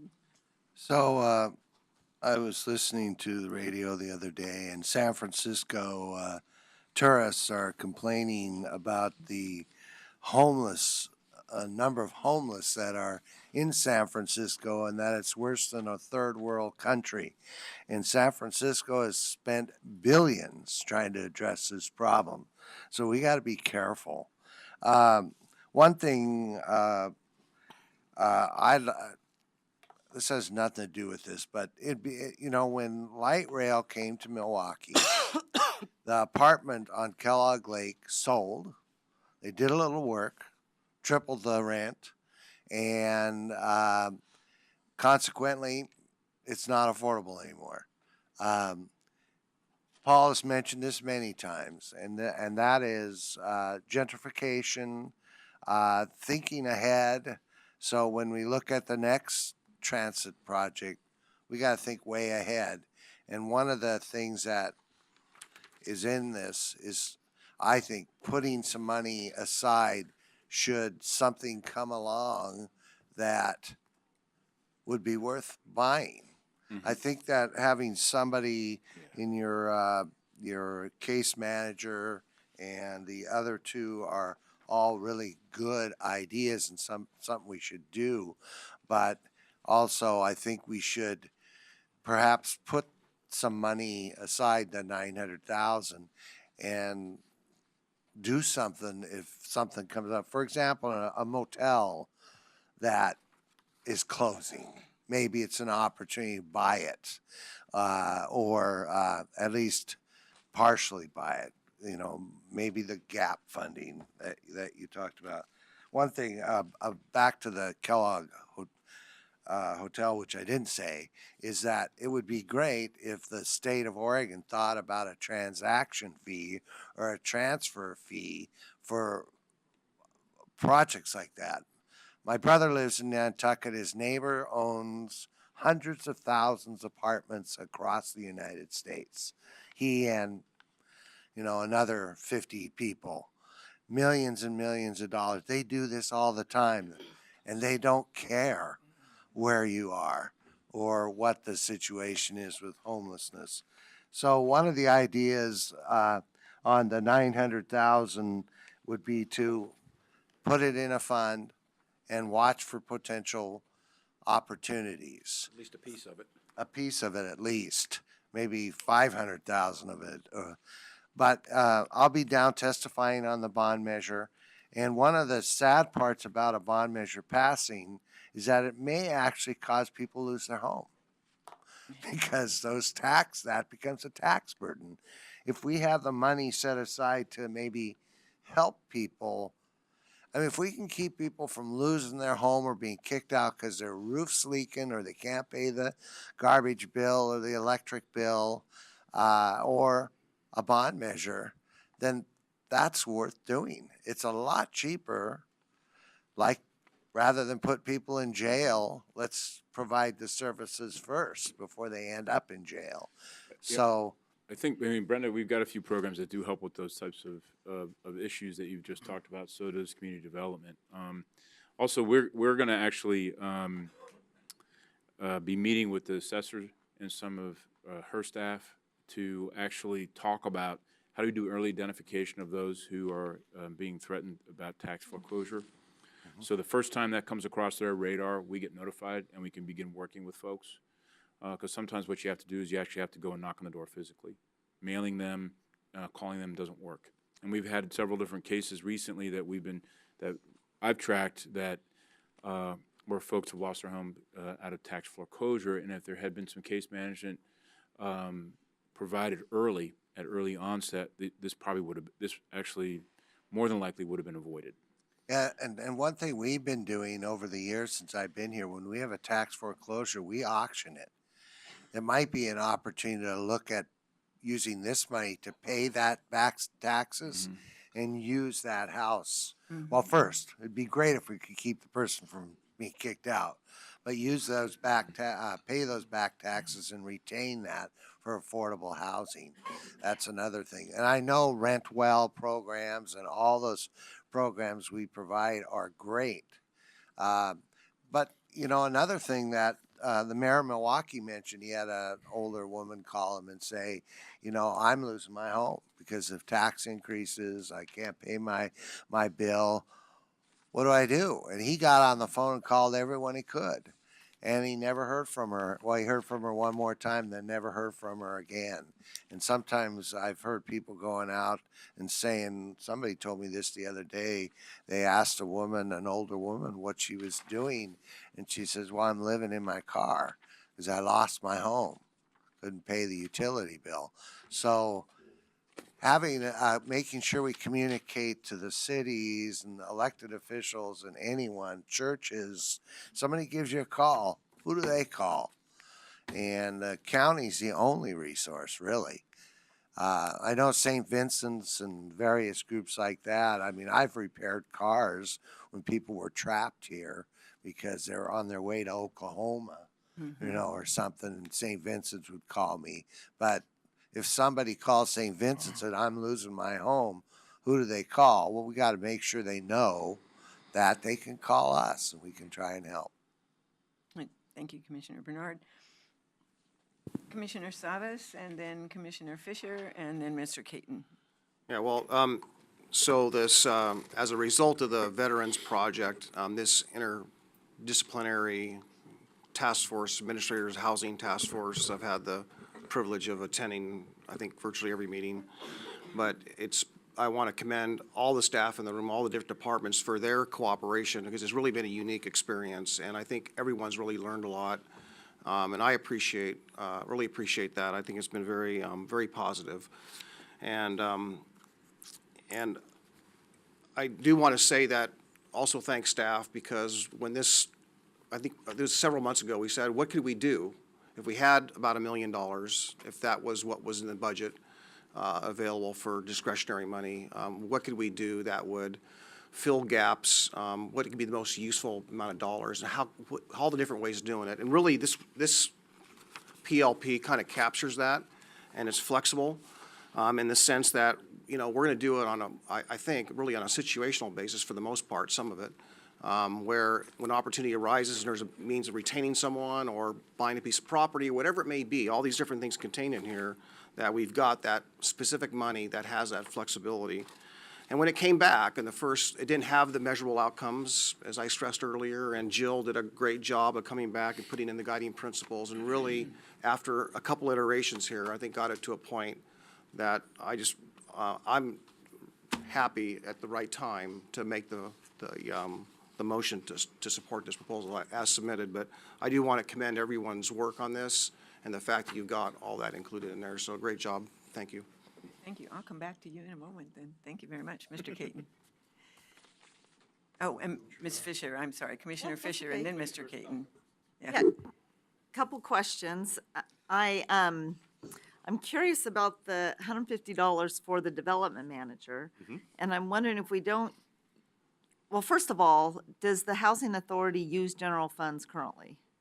Yeah, right now, the Housing Authority gets about $90,000 a year in general funds. Okay, so I guess that's my concern of using general funds for Housing Authority. I'm wondering if we don't use this, is there other ways to get this job done, the development management position? At this point, no. And the reason we've put it in as 3 years is that right now I have 2 staff, development coordinators that are really project managers. They're very dealing specifically with projects. The remodel of the manor, which is the 9-story tower, the construction of Rosewood Terrace, and those very specific projects. What I don't have is somebody overseeing that work that can handle the policy and the planning. The reason we put in it for 3 years is if I have somebody in that position and we develop projects, and the Housing Authority will develop some projects, there will be a fund source that starts coming back to the county through developer fees. And that will pay for all of these positions. As it stands right now, I'm having to pay both of these other positions out of kind of limited carryover funds from previous years. So this looks like, this is the only source that I have right now. The other $90,000, that goes to pay about $350,000 worth of allocated costs. So that helps offset those allocated costs. So that's where that money goes right now. Okay, so I guess my only thought in the big picture is I would caution us as a county of sort of mixing, we have so limited county general fund. It's so small of what the need is. So I'm very cautious about committing resources for staff in development when we have such a need. If there's a way to restructure current staff with the funding that's allocated from the federal dollars, I would suggest that we do that. My next thought is, we've talked a lot about where we are big picture and how do we move us forward in a way that helps create the kind of society that we want to build. And one thought, we've talked a lot about mixed income housing, and I'm just curious about having that be a guiding principle for funds, is that we use that, we just state that we will prioritize mixed income. Because there's been much conversation about segregated housing, putting people in complexes somewhere else, or putting all these kinds of people in this kind of place. And with all the research and what we know about creating economically diverse communities, and to prioritize that as a guiding principle. And then the last thought that I had, last budget, I asked Rich Swift this question. I said, if you could, how will we solve this problem? What would you suggest we do? And he rattled off 5 things, which were great. And they really have created a frame in my mind as I've approached this issue. But the one, I think, most compelling thing that he stated was a housing trust fund. We need to establish a housing trust fund. And in a sense, that's what this $900 million is. It may not be called a housing trust. 900,000. 900,000, what did I say, 900 million? Yeah. Sorry. It would be nice. I'm Thank you very much. Sold. Can we adjust this? I think big, right? So this $900,000 in a sense is that, because it's a flexible pot of money that will be used for gap financing to sort of meet the individualized needs that are coming up. I'm just curious, and I wish I would have been able to be part of the conversations. I didn't know that this was happening for this policy package. I would have loved to have participated earlier, and I apologize for not being aware enough to insert myself. But I'm just curious about broadening the trust, housing fund, of making it a way that we could possibly leverage other resources to have flexible, to allow, even if there were people that wanted to contribute, citizens to this fund. There's a tremendous concern right now and people wanting to help. I think all the commissioners can speak to this. We get requests of, oh my gosh, how do I help with this? Where do I contribute? How do I assist? Because there is a real heart in the community. So if there is a way at all to make this a little broader, a little bit more flexible, and to allow the additional monies, and to really look at what do we need, and to create as much flexibility as possible. And I love what Tom had mentioned about having the budget committee look at this quarterly. Oh, yeah. To come back and see how are we doing, how are these monies used. I think that's an excellent idea. And then the last thing I want to say is absolutely applaud and support, if we get the Metro bond, of funneling this into supportive, so either supportive housing, wraparound services. I had a nice conversation with Jill Smith. I don't know if the committee knows this. We heard about it briefly in one of our policy sessions, but we did get an additional, and Rich, you might need to correct me, but is it 800,000? And I know Commissioner Schrader worked hard on this at the legislature for supportive services for homelessness. And those are services that we're just now in the process of implementing, which is good. Did I get the number right? How much money was it? 782,000, one time only. So I was kind of close with that. But that, when we declared the housing emergency, if people recall, the real need was how do we help the folks, the families, homeless families out there. And these funds, I understand, will be able to meet that need.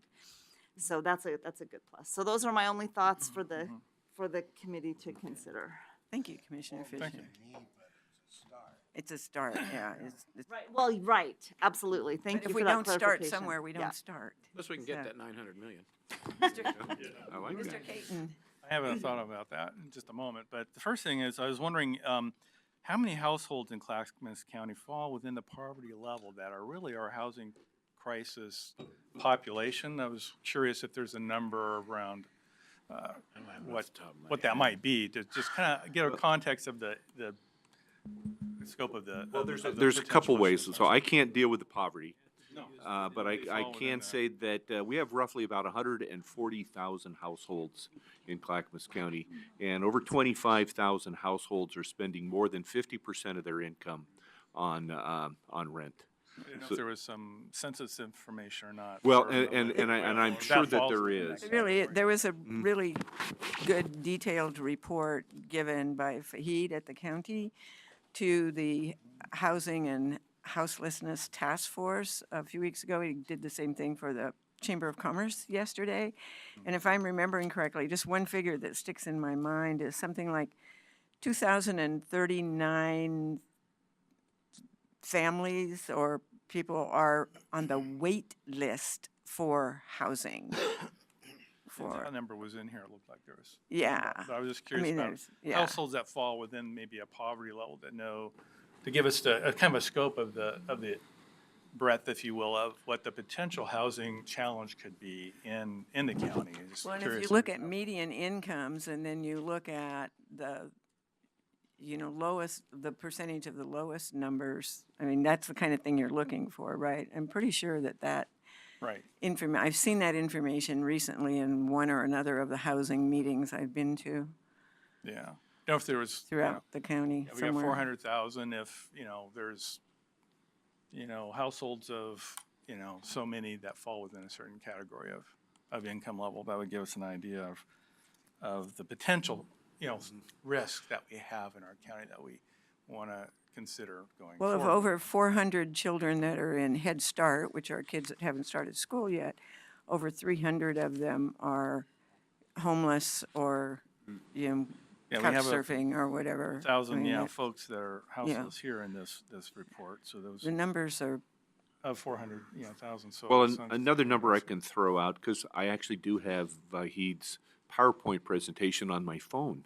Yay. I just never get rid of it because it always seems like these questions come up. yeah. So something that stands out is that For every 100 families with extremely low income, so this is at 30%, there are only about 19 affordable units available. So Yeah. we're only addressing about 19% of their needs, and that the number of units needed to assist just those families at 30% or lower is about 6,385. So, even if we got, if we got $90 million, if we had $90 million, $900 million, if we got $900 million, we might be able to build 800 new housing units. And That doesn't- still falls short of the 6,385 that we need. I mean, it's a huge problem, but what do they Those are say? households. You know, 6,000 a journey of 1,000 miles starts with the first step. first step. And, If we don't that's do what I feel like something, we're we do doing. nothing. Along those lines, though, when I ran for treasurer years ago and was looking at our investments in the Oregon Investment Council and the Real Estate Investment Trust there, one of the things that crossed my mind is there is a opportunity perhaps at the state level, and that's the policy level at the state level, where we could advocate perhaps as a county and as a region to them to look at how they may be able to use some of their investment dollars for a real estate investment trust in the PERS fund to fund state housing, and the ROI on our real estate investments trusts are fairly good in terms of how they're managed, generally speaking. And so perhaps there's an opportunity at the state level to find some funds to help with that, that need in the region and in the state too, but that would be able to be used back into the communities that we have for this need, that a real estate investment trust from the Oregon Investment Council to help with the state housing need that we have. Well, if we had a housing trust fund, that's the kind of thing that, that maybe we could get that kind of investment in. They are funding, real estate investments at the Oregon Investment Council. So I would think it'd be opportunity perhaps that we could advocate them for. Commissioner Savas and then Mr. Magdalene. Yeah, so I didn't mention it because it was kind of discussed earlier, but I listened to all the comments that I made thus far, and in my recollection, that this actually is flexible and does cover all those areas, including the land trust or a trust fund. And also that, the second thing is that on the revisit, that a lot of these things, when they become implemented or potential for being implemented, it'll come back to the board, not everything, but a lot of this will. So we'll have a lot of interaction as the Board of County Commissioners with this proposal. So this is not like the last say on any of this. The other piece about the income level, as this was designed to be somewhat complementary to the Metro bond if it indeed passed. So, and the language, as I understand it, as crafted and designed, is really designed for the 30% and lower income brackets with a little bit of room to nudge up against there. So I'm just worried about putting a restriction on there that might, not restriction, but any language in there that might differ or conflict or contradict maybe what the Metro bond is. So I'm more inclined to leave it as is. Flexibility. Yeah, to leave it as is, knowing that that's, and again, the chance that the reality that we'll have an opportunity to input as the Board of County Commissioners as this goes forward. Yes.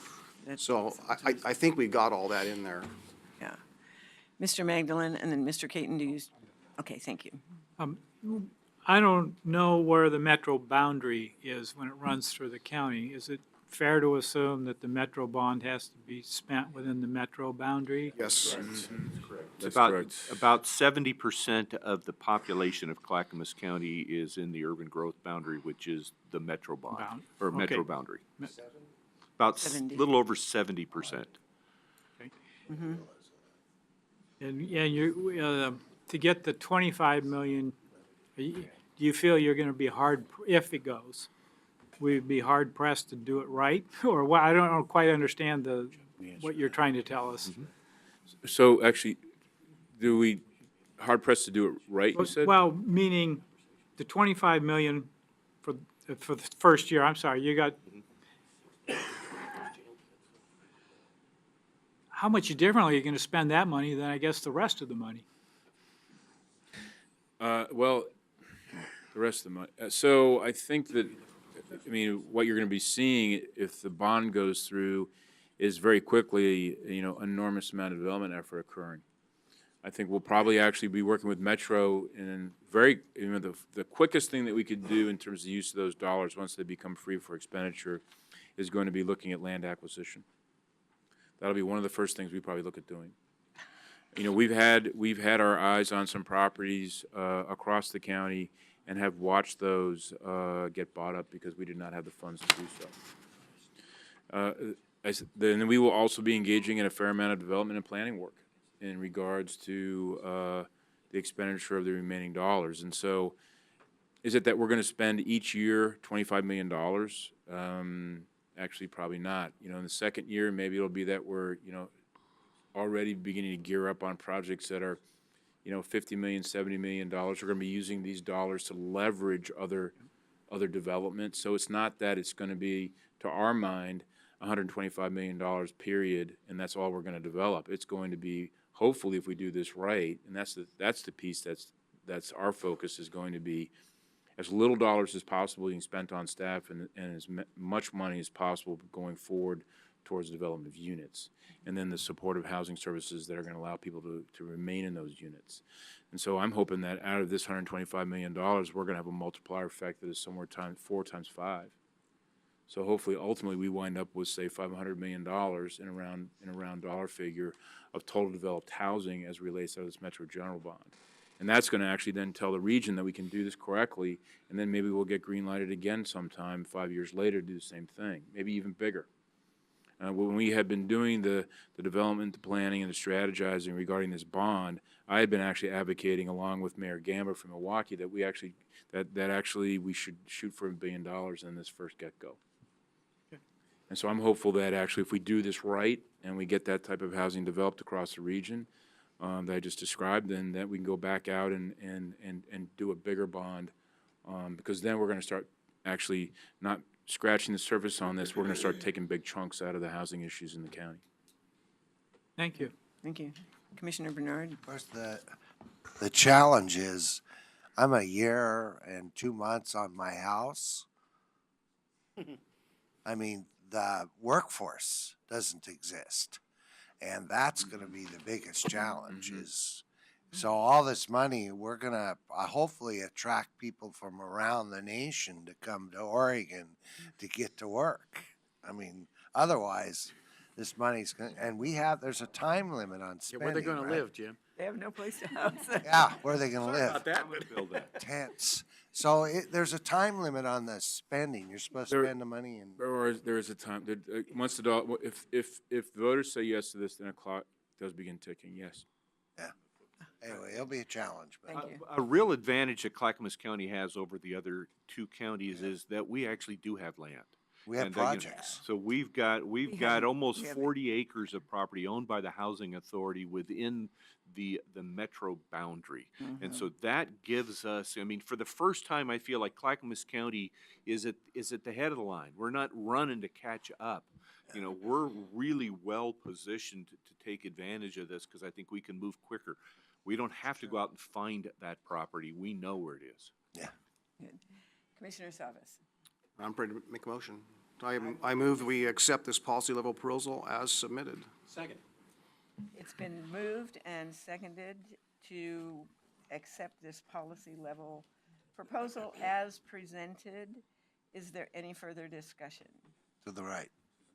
So I would just like to add three comments really. I would like to direct the Housing Authority to look at other existing resources to fund the development manager so that $150 could be put in supported housing. So that would be one suggestion. Number two, I would like to suggest a guiding principle of prioritizing mixed income housing.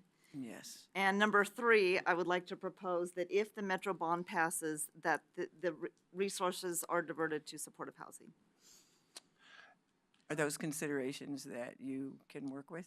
The first one is a tough one just because we've actually already looked to see how we would fund the development manager. And because actually I resisted placing that on this policy level proposal, but was convinced by staff that that was the only way I could do that. I probably would have looked to potentially have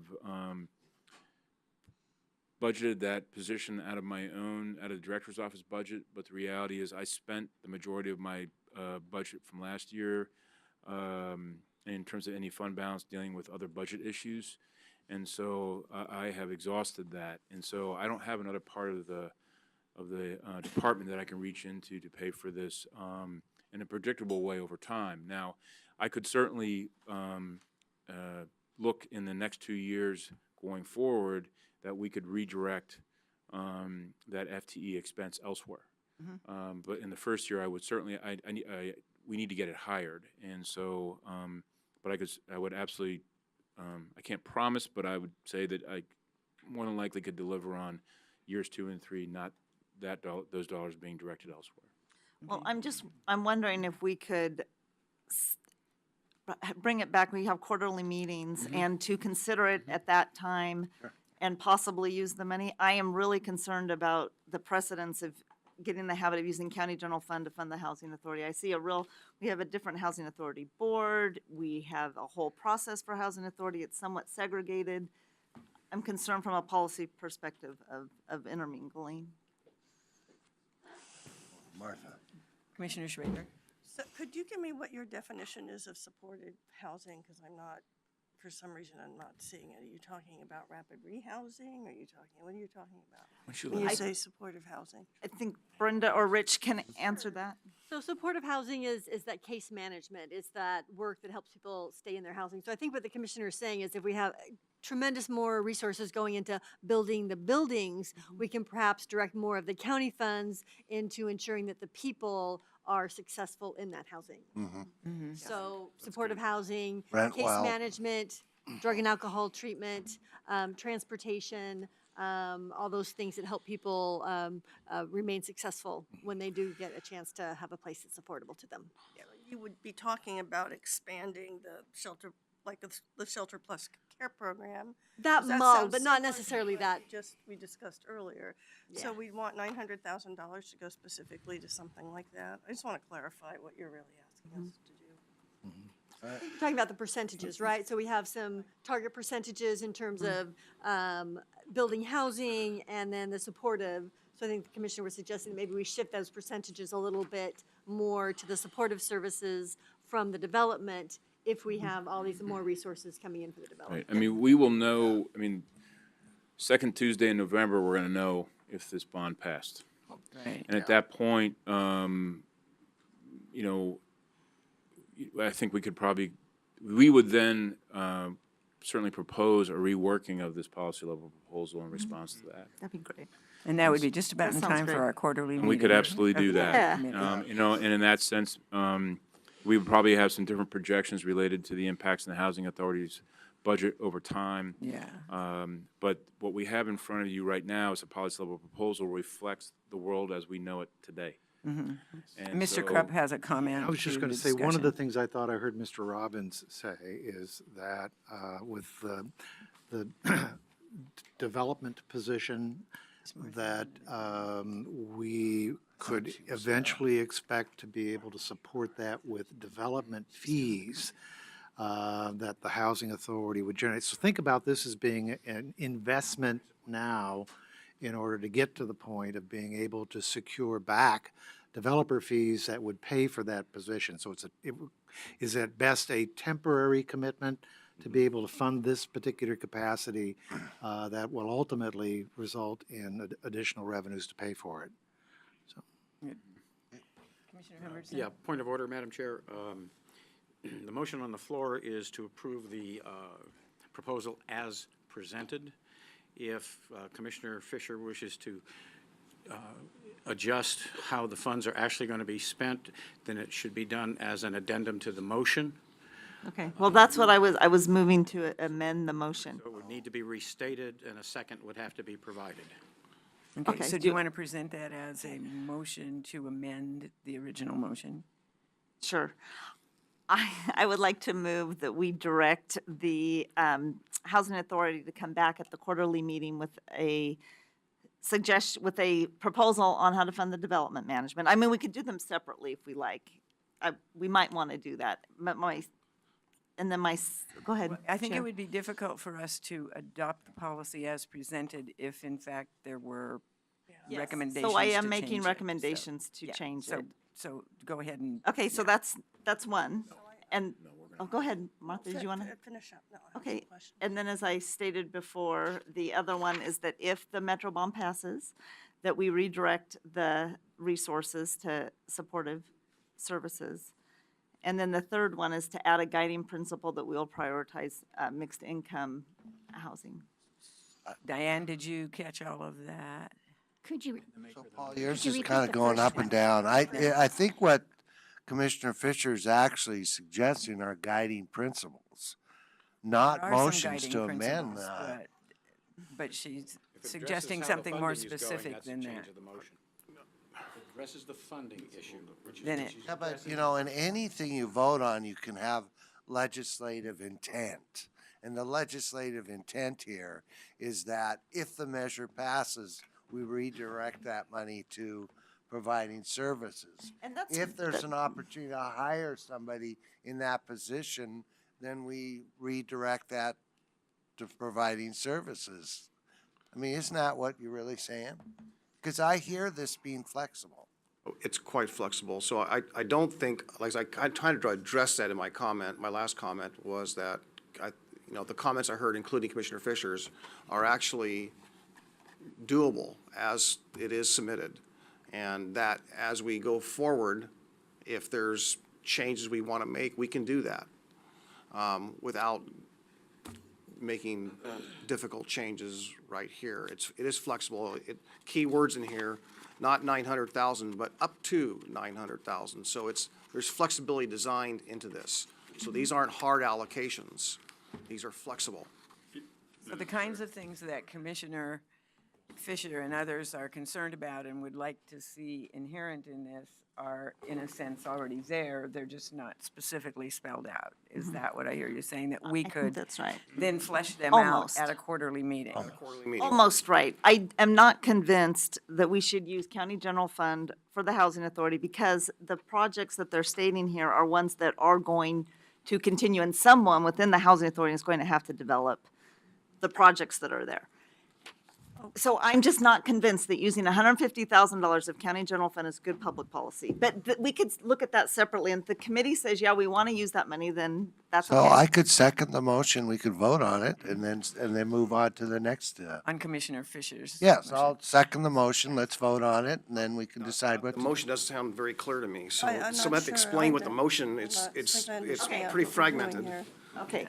So do we Yes. we So can hear it back from number Commissioner Fisher, number or do one we- is to not, in this proposal, not agree to fund the $150,000 for a development position, but to ask but not to take it totally off the table. They can come back at our quarterly meeting to see if there's any other way to fund it or to flesh it out. Can we do those one at a time? Okay, that's What- number what one. One change, just make a motion for each one? We Want could, to do that instead of? Yeah. Okay. So that's one motion. Are you Okay, so seconding I it second it, we can to vote get it on it. moving. Okay. So there's a motion on the table and a second. Is there any further discussion? Hearing none. No, I'm Yeah, sorry. Madam Commissioner Clerk. Schrader. I am very leery at this stage to actually kind of direct these kinds of allocations, so I'll be a no vote on this. It's not because I don't want to do the thing, but I really think that what we're talking about here is actually increasing our capacity, and I think if it is appropriate for us to give general fund money to increase the capacity, because you can do wraparound services, but if you have no place to put people, it's kind of a moot point. So for me, it's more of a chicken egg thing. I mean, to me, it's like building, let's get our housing inventory up. Okay, and if we need general fund to do that, I'm there 100%. So I'm going to be a no vote on this, but not really a no on this whole project. I do think it's something that we can revisit at a quarterly meeting, however, if that's what we want to do. Definitely. I'm just not sure we need to Whichever way be this goes, yes. messing right now with this, with the principles, Okay. because I think the flexibility's built in. but- well, and that first one is just for the development manager. I'm not convinced that we should use general fund for that. But I could be, possibly, if we had some time to talk about it, flesh it out, and we came back in a few months, and then I might see that as an appropriate expenditure. Okay. That's my only point So for there's that. You could use a Call budget. for, Mr. Feely? I'm just wondering if we can call for the people that worked on the proposal to refine it, to try and incorporate most of the comments made before the beginning of the fiscal year when the funds become available. I mean, the board will get the budget back to adopt it in That's a in great June. idea. all these. I Rather think than that's have an this- excellent idea. Why rather don't we than just have do the that and save the sub-votes time at today? this point in time? Yeah. Are Well, you withdrawing? I think then the motion, Tom, You'd would you have like to make include it? asking them, your motion to have them come back prior to the adoption of the budget Yeah. with. Prior to the adoption of the Yeah, budget. we're gonna approve it today, but it comes back to you for formal adoption. adoption. Final. in June. more amendments. Yeah, you can. You could get away with that. Yes. And then that is the budget you have to like.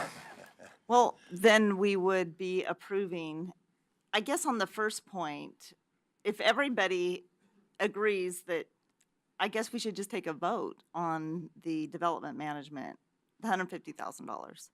Which is The other motion that two you've are made. really guiding principles. Or we can approve 1.2 for, affordable housing, with the understanding you're gonna have more details in June. The only substantive change Point is of the order. 150,000. There's one motion on the table to adopt this The proposal proposal as stated. as stated. There's a sub-motion, An amendment to the motion. an amendment, thank you, the word escaped me, an amendment to the motion to not fund or not specifically say we're funding the development manager. Yes. Correct? And that's been seconded. Yeah. There's a suggestion that we don't really need to have the amendment to the motion to get to the place that you and others, and any others would want to see. That could in fact happen at the budget approval Adoption. meeting. Budget adoption meeting that the Board of County Commissioners has. So you can withdraw your motion, we can vote on it. So I'll leave it up to Commissioner Fisher. Do you want to proceed with us to vote on the motion? Well, Or I would you guess feel I comfortable- think we could do a straw vote. I would be interested in the will of the committee. Is anybody else concerned? I just bring it up because of the concern about using very limited general fund money for a purpose that from my experience, and I could be convinced otherwise, I don't know if I can in this forum, but that won't be done anyway. So a straw vote.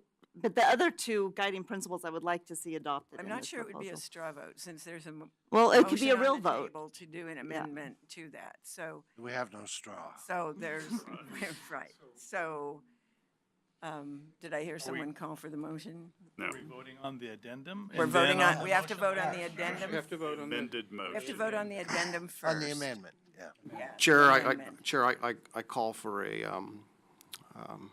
Call for a vote on the amendment? call for a, what's the vote? Call A- question? a polling of the vote Oh, that's good. Okay, on the amendment. on the amendment. All right, thank you very much. All those who would be in favor of Polling would be individual. individual? Individual, Oh, right. okay, very good. So would Ms. Padilla need to Someone do would, yes. that, or, yeah? Okay, Mr. Feely, Aye.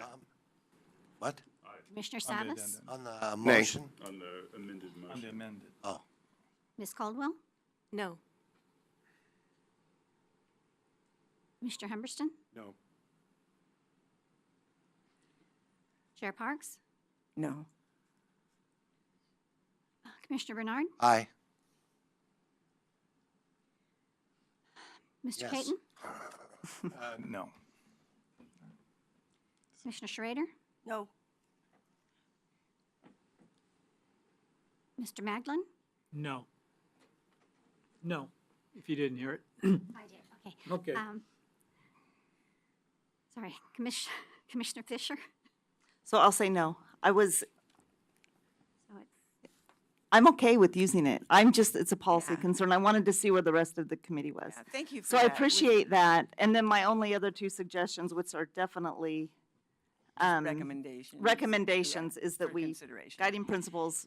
Yeah, and I believe Mr. Swift has said that, yes, very much, he, could look at those pieces. So I- thank you, everyone. I'm sorry that was so laborsome. No, I just had to bring up the question. It was good conversation and good thing to keep in mind, and we know that at the quarterly meetings, that's one thing that we're gonna be, looking at, each time. So, there is now a motion on the table. We've had discussion.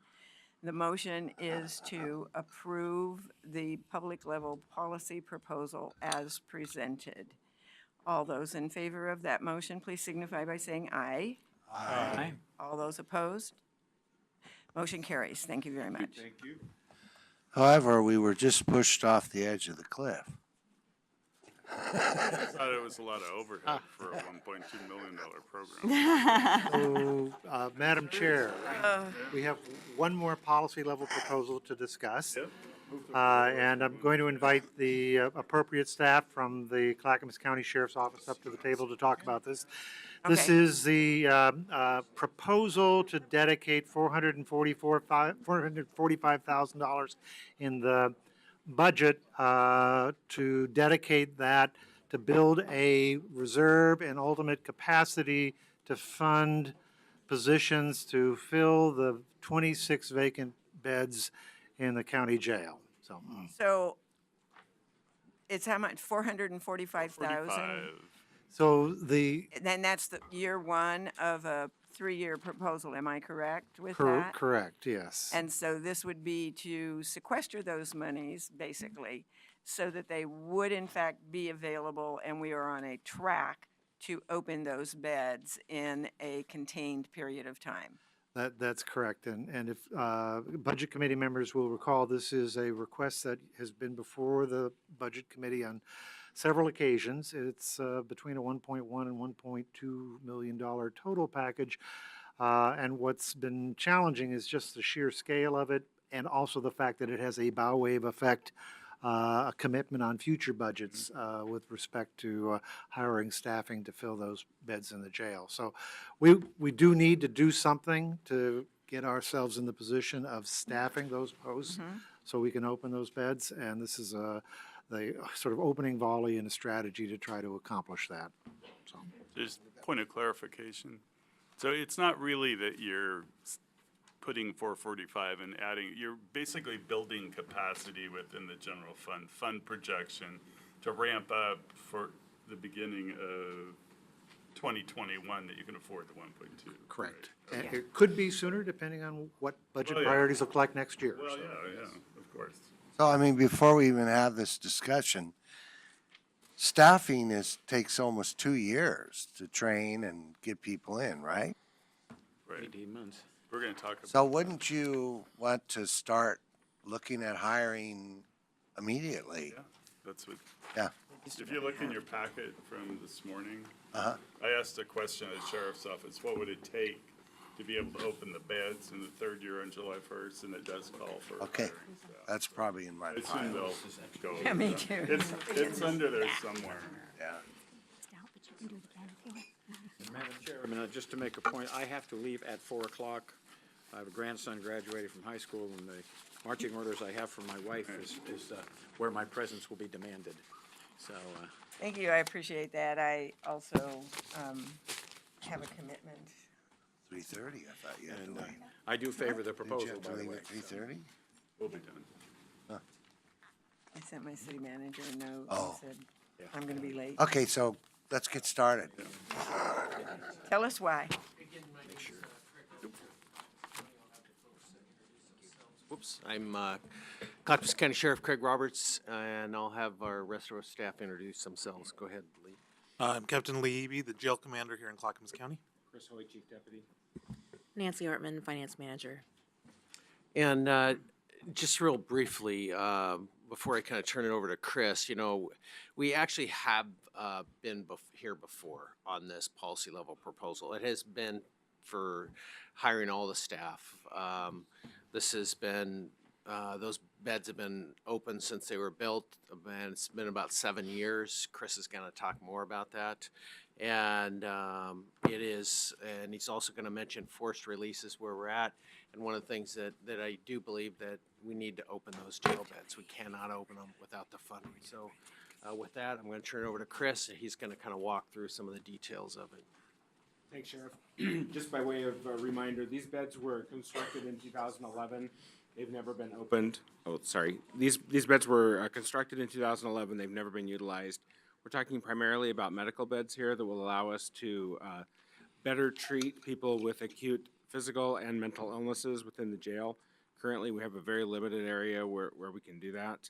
So, and also by way of reminder, 2 years ago, when we initially brought this policy level proposal forward, it was voted on by the executive management team of the county, that's all the county department heads, as the #1 priority 2 years ago. And so we're back before you today. We, quite frankly, thought we were talking about the full proposal today and not just 1/3 of it. So if it seems a little bit off target, that's why, because we were, I guess, under a misimpression about what we were supposed to be talking about today. So what this will do is open an additional 26 beds in the Clackamas County Jail. We know every time we open beds, it will reduce the number of forced releases. We can show you that over time. I don't want to take up a lot of your time today because I know it's been a long day and this is not the first time you've seen this, so we'll keep it fairly brief in that, like Mr. Feely mentioned, we do have a proposal that if you were to allow us to phase in the hiring over time, we could start now, hire 3 deputies now, 3 deputies in several months, and then be ready to go with open beds on July 1st of 2020 with fully trained staff ready to go. So that would be our recommendation if you want to be able to maximize the utilization of those beds. That's pretty simple. So why couldn't we do that? Well, shall we wait until Mr. Krupp? Where'd he go? Yeah, I was just walking out with Rich Swift, and he had said something that this is in competition with the housing proposal. Do we? No. It's not. Well, it may be in competition. Well, the for whole funds. thing is, I don't if you know. put them both, the whole basket Okay. together. But we But can what we're approve talking a about is third. But the It administrator's, takes time. the administrator's budget includes 445,000 for this proposal. Right, for okay, next fiscal that's right. year. It's already included. It's included. Good. Yeah, Yeah, just like the housing one and just like the marijuana one. right. So instead of putting that money in the bank and saying, let's wait until we get enough, we start hiring. By the time we get to the, It takes 64 weeks to yeah, get them well, on board. we got 3. And then, Essentially, how many 2 weeks? essentially the issue is phasing in rather than waiting 2 to 3 years and then starting. Am I correct? Yes. What your request is to phase in? Yes, and I guess my thoughts would also be is continuing that wheel of hiring, because once you stop it, you're playing catch-up. So that's where working with the county administrator on even filling the ghost positions or vacancies that we're talking about is really the key, and to keep it moving. And our HR department's done a great job, so that's what I would encourage. I wanted to direct my question to Mr. Krupp, if I may. Yeah. So the proposal, as I understood the proposal, and I think everybody sees it the same way, was to save up the money and then start hiring. Yeah, we were going to sequester this amount of money. Remember, this is part of what was originally the $500,000 that was from the general fund that went to DTD to cover costs affiliated with road maintenance. And because of the road maintenance package, we're able to return that back to the general fund. And what we're saying is, let's return it back, put it into what would essentially be a dedicated reserve for the purposes of building over time a substantive budget capability of being able to afford these positions. In other words, the answer is yes. Yes. Thank you. So, However, what I didn't hear from that is that would give us the ability to begin hiring now to be ready to open those beds in 3 years. So what, That's what I did not hear. what you could do, it's not kind of written this particular way, but if there's $445,000, you may be able to devote that chunk of change to the process of recruiting, hiring, and commencing the training of officers. That's the I think fundamental. that's what we were looking at. That's the fundamental difference in their request and this proposal, is that they would like to phase it in rather than waiting till the end of the rainbow. Ready to rumble. So my question to you is, We can make it work. can we make that work? Yes. Thank you. We can? Good, thank you. Commissioner Savas, then Mr. Magdalene, then Commissioner Bernard. Well, I guess I would have liked to have had part of the discussion maybe earlier than this, and that was the budget projections for many of the departments, including the sheriff's department, no exception, that the outpacing of expenditures with regards to revenues is growing, as was mentioned earlier in the sheriff's presentation. So I'm more inclined to support the sequester so much as the ramp up early until that problem is identified or solved. So because really what it would mean is that there would be, if there is indeed a pending shortfall or disparity, which staff indicated there were from the sheriff's office this morning, as other departments have as well, that there's a shortfall projected, that would we want to hire folks, or is there already an area of the budget that you would cut in the sheriff's office to make up for that disparity you mentioned this morning, that growing need of diving in there? So that's my concern, and so I need an answer for that.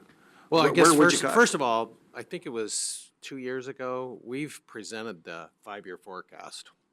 We've spent a tremendous amount of work looking over the next 5 years, anticipated tax revenue, what the shortages, that's been all submitted to the Board of County Commissioners, and we can provide that for you again. Regarding, opening these jail beds, I'm not gonna open them and cut somewhere else. So this is really a policy level decision, whether we open them or we don't. And, yeah, I can just tell you that, we have been here before on this same issue. I believe it's important. You see that our forced releases are continuing to rise. If you look at the forced releases, you'll see on there that once we opened the jail beds after the other beds were closed, we saw a dramatic reduction in forced releases. Over time, it's been creeping back up again. And I just believe that's because of the population growth and overall crime related. So that's really kind of where we're at. I mean, my ultimate goal would be to move forward and hire all those people, and as soon as they were all on board and we got to the right point, we opened those doors. But right now, we don't have the staff to open it. Well, I don't know if you could hire the people anyway. Right, and that's why I think just is allowing us to move forward in finding the right people, hiring them, and working with the county administrator, and we get to that point, we'll know where we're at on that. There is some material costs that go with it that, it's needed in addition, so they need food and supplies and all those kinds of things that go with it, but the staffing is one of the bigger issues. So, Sheriff, just to go back to this morning, so on tab 24, page 10, if you look at the first graph, the red line's above the blue line. So your projections are embedded in the projection there. So there's a shortfall. You have a shortfall rising. So, that's a reality. So unless there's an answer to that, it's not like the blue line's above the red line. The red line's above the blue line. Expenditures are outpacing revenues. So you've got a gap. Yep. So Commissioner, if I may, we've come before this body the last 3 fiscal years and presented this issue as something that's going to be ongoing for the sheriff's office. This same body also directed us to go forth and become fully staffed and then to return so we could discuss the revenue shortfall. So we're following the directive of this group by staffing up. We've gotten to that point, and we now need to have that conversation about we have full staffing. How then can we make the sheriff's budget more solvent? Exactly. Not by spending more, but by addressing that first. And I believe that, I agree with you that it needs to be addressed. I believe, though, if I may, that the intent of the group was not for us to cut the sheriff's budget, but to look at some other means for providing funding. That's the question. How do we do that? administrators. So if I may, so we are engaged in what is an ongoing conversation with the sheriff's office over their operations budget. Our plans have been, as we're working with them from year to year to make sure each and every year we bring forward to you a budget that balances, and we've been able to do that. But what that also informs you is that in order to actually open these beds, these 26 beds in the county jail that are currently not being used, you can't rely on the existing budget for the sheriff's current operations. You need to augment a general fund commitment dedicated to the purposes of staffing this post to be able to open those beds. So I would argue that the work that we've been doing with the sheriff's office budget over the past couple of years makes the case that there isn't funding in the existing sheriff's budget to be able to pay for covering these posts. And the question for the Budget Committee is whether or not the case there with respect to the forced releases and the demands on the jail are sufficient to warrant making this investment now. And I will say, if you make this investment now, this $445,000, whether you decide to lay it in reserves or decide to use it to begin the process of staffing up and training, I think this Budget Committee is making what will be a commitment for the ensuing year and the year after, that we're going to stay committed to opening these jail beds. Thank you very much. Mr. Magdalene and then Commissioner Bernard. Don, if I understand this right, if we vote in favor, we've just added 6 full-time equivalents, or 6 employees to the county's budget in 3 years. That we've got to have it, or are we are we adding them today and we haven't figured out how to pay for them when they're trained, when they're fully trained and ready to go? That question is you were setting aside $445,000 to commit to what will be a 2 to 3 year process of fully staffing up for filling these beds. For a total, how much do we need to do that? It's not Total would be about today's 1.1, dollars. $1.2 million. 2 million. In today's That dollars. includes imminent. You have to understand that's a permanent commitment. Right. Right, it's ongoing. That's personnel cost and materials and services. Services, right. That's about 300,000 M&S. Yeah. Commissioner Bernard and then Mr. Philly. So could we sell these beds? Maybe we could be like Portland and maybe we could move somebody else in there.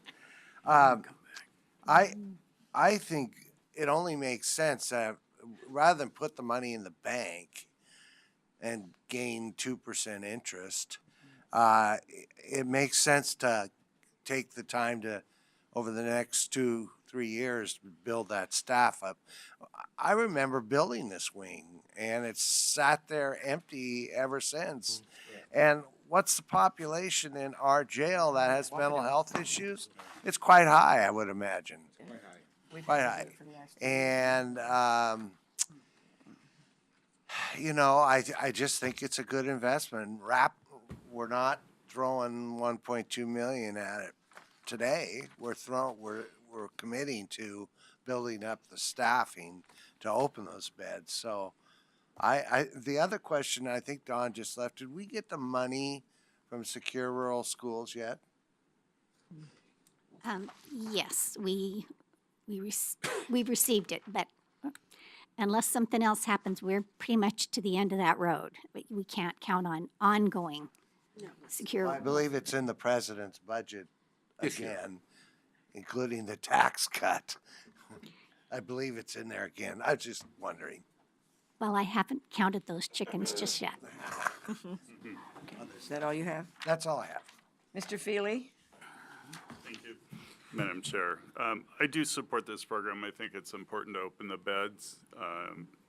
We've talked a lot to different departments about the upcoming growth in Clackamas County. I don't think there's a giant fear of them going unfilled.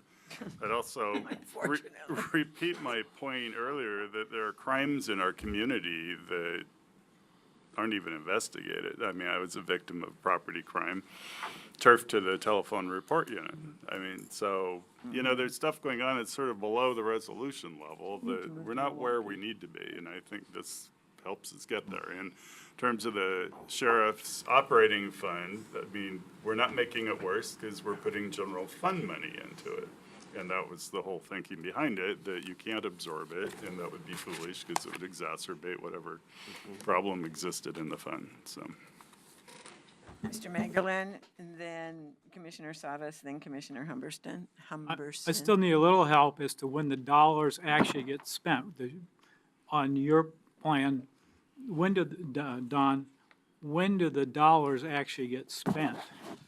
So the way the proposal is represented in the budget, it's represented to be placed into a reserve and not spent this year.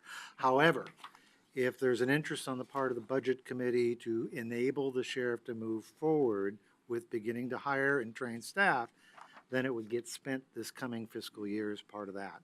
I have a lot of trouble with that because I don't see the permanent funding at the other end unless you're going to take it from another department and or where does it come from? Either the sheriff has to make a commitment that he'll find a way within his own budget to take care of the issue, or essentially he's asking for a bigger part of the general fund. And that's a big policy decision. So let me see if I can be clear. So the 445,000 is unrestricted, unencumbered general fund dollars that can be made available this year to be spent to get started in this process of staffing up and training. What we are saying, though, is that next year and the year that follows, our commitment will be to continue to provide the financial capacity from the general fund to be able to fully staff the post in the jail. That's the goal here, is to get to that particular point. So yes, we are doing, as we're saying, we're making basically what we're talking about is saying that when it comes time to talk about policy level proposals next year, one of the things you'll see come forward from county administration is the next increment of general fund commitment so that we can finally get these jail beds opened up. So it stays in a reserve, is that correct? Depends on which we adopt. Yeah, well, the one we're looking at, if I understand it right, that's before us, is to hold the funds in reserve until the third year.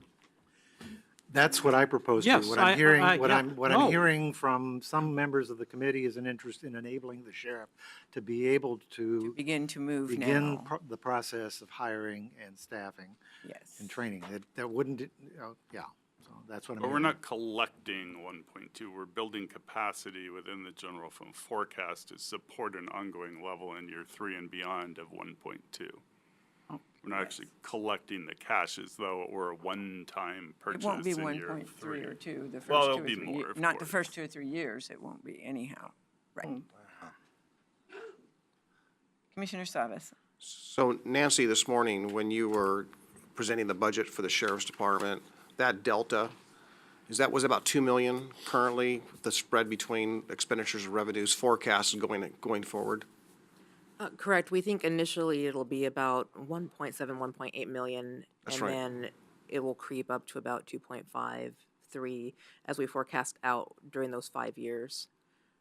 So definitely the gap will expand as we move forward if all things remain constant. Yeah, and I do remember writing down 1.8 this morning when you mentioned that, so thank you. So the 1.8, just to keep ongoing operations is your rough number for, as you outlined just now, plus if we're making a long-term commitment, as the administrator just said, for the entire 1.2 in following years, it's at least a total of 3 million minimum for the obligations that we don't have identified, we have yet to identify how we get there. So that's I'm okay with the policy level proposal sequestering the dollars, and then if next year things look favorably, then we can keep on continuing to build. But I have reservations knowing that we've got a 3 million shortfall, right? making a commitment that we may not be able to honor without a means to get there. So that's my, so I'm all for reserving the sequestering the dollars. I'm all for opening the jail beds if we can get there, but we need to demonstrate that collectively. And that's why I didn't expect the sheriff to actually say I was gonna cut this department to open the jail beds, but I was trying to point out, to highlight that disparity, that we have not identified how we're gonna fix that. So our commitment is over $3 million if we make this collectively going forward. So how do we get there? You mean our commitment in general or on this? We're obligating ourselves at least $3 million. Not this year. Well, I'm using the administrator's words. We're making an obligation for the 1.2, and we're also obligating to the 1.8 as well. We will be bringing you a balanced budget for the sheriff's office next year. I'm utterly 110% confident of our ability to be able to do that. Keep in mind, just this, for this coming year, because of the way we calculate maintenance level, and because of the nature of the current salary costs and recruits that the sheriff's office has hired, our actual general fund commitment, the interfund transfer that comes to the sheriff's office in this coming fiscal year is actually $2.3 million less than it is this current year. So from my standpoint, I'm not concerned at all about bringing you a budget that's going to balance. And I don't think that this particular $445,000 will answer that particular question. We have to answer that all on its own when we bring you a budget. But what I'm saying is that if we ever expect to staff this last post in the jail and to be able to use these jail beds, then we need to make the commitment now to move forward with doing that. If we don't start investing in it, then we're never going to be able to get our arms around being able to fund this particular post. That's the point I'm trying to make, so. So remember, we got people who need to leave real soon Yeah, here. I know, and there's just not enough time. I would point out that estimates from finance are that revenues will increase as a result of tax revenue at a rate of somewhere between 3% and 4% each year. So I think that at least at this point in time, financially, we would be okay. A policy decision that somebody referred to has actually already been made. It was made over 2 years ago, and that was a commitment to fund these beds. So my question is, if not now, when? We have to get started on it. If we just sequester the funds, we're 3 years out before we open any of them. I think the sheriff's suggestion of phasing it in based on the amount of money that Mr. Krupp had said could be sequestered begins the process. But in the final analysis, we have to commit to doing this. We can't keep letting people out of the jail. We can't have people that are mentally unstable not get the services that they need or be in the appropriate beds and situation. At some point in time, you have to make the decision and bite the bullet, and I think that's kind of where we're at. So speaking for myself, I favor the phased-in approach.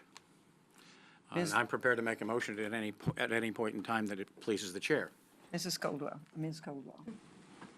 Thank you. I just wanted to point out that in the package I'm looking at, year one costs for personnel are $798,000. You wouldn't be starting with inmate costs until you actually open those beds. So the $445,000 you've already got anticipated is going to pay for better than half a year of this. Yes. So it seems to me if they begin the hiring process, bring people on board at some point in the year, you're within your $445,000 anyway. And I also want to say, just as another note, looking at the numbers of retirements that you're looking at in the next few years, they're going to be having some salary savings over the next few years that I'm not concerned about what I'm seeing. So. Thank you very much. Commissioner Bernard. The only additional thing is that really, if you commit 400 this year, that means 800 next year, right? Could be more. Yeah, or it could be more. So it still builds, but I mean, personally, shut the jail down, no more beds. I mean, it'd be great if that were possible, but If it life were ain't. such. Life is not such. But, you know, I think that I think your comments were very helpful, actually. I hadn't really thought of that, but I'm in favor of moving forward on this. I move that we fund this, proposal in a phased, So, phased proposal in. He presented it, he said. Well, we're gonna, Into oh, I move that, we fund 445K this year as part of a 3-year, ramp up to fully staffed 26 newly open jail beds. is there a second? And we had a great, I didn't know you were here. Just to clarify, we are talking about phasing in, starting this year, the process of recruiting and hiring. Yep. Yes. So, That's Quest- this call- particular motion, yes. call, Mr. Magdalene? now, so is your proposal that we start spending the money now and not sequester it? So it's an Yes. it's an amendment, it's a different, entirely different Well, proposal. that's why I stated it that way. Yeah, Okay. the difference And is Don that said rather he being could do it. sequestered, the sheriff would move forward with beginning to look for those personnel that through the 18-19 year, he could hire and begin training. Am I understanding that correctly? That's correct. Commissioner Bernard? Yes. Thank you very much. Is there any other discussion? Seeing nothing, motion on the table. Did you want to say anything else? No, oh, sorry. Well, I just want to, my comment is I just have discomfort not being able to identify how we're going to get there financially. I only mentioned one department that's got that shortfall with expenditures outpacing revenues. And yesterday, other departments, including the district attorney, for example, stated the very same thing in his presentation, that expenditures are outpacing revenues. So funded by the state. collectively, all those departments that rely upon general fund are all going to be tapped. So we've done a multi-year projection for the general fund. We have a pretty good idea about what we're going to be earning in the future and what ongoing maintenance level expenditures are going to be as part of our regular projection process, based upon what we know about maintenance level for each and every one of those general fund departments or those departments that rely on the general fund. I am 110% confident we'll be able to bring back to you a budget next year that fully balances. I don't have any reservations about the budget proposal that's in front of you today. Not for me, right? Or what our ability will be to be able to maintain, given what I know about the general fund projection. And given what I know about the other funds as well in the county's budget. When we get a chance, we should talk about that budget that's on page 61 in the budget reviewer's message there that I think you referred to with a concern about with the gap between the lines there. Because that particular budget, it's not a financial projection or a financial plan, but it's the compilation of almost 60 different funds, each of which has its own individual trajectory and expenditure obligation that is unique. And you cannot draw conclusions about the financial future for that fund looking at a budget proposal for this next coming year. You have to run a projection on each and every one of those funds individually in order to understand the financial condition of the county. We just had an analysis done of the financial condition of the county, and it was found to be in pretty darn good shape. So I'm not at all feeling reserved about our ability to move ahead with this particular commitment now, as well as the rest of the remainder of the budget. Thank you So very I much, call Mr. for a Kraft. vote. Mr. Magdalene has a comment. This is final quick comment so that we can then vote. Well, I would think this needs a lot of discussion.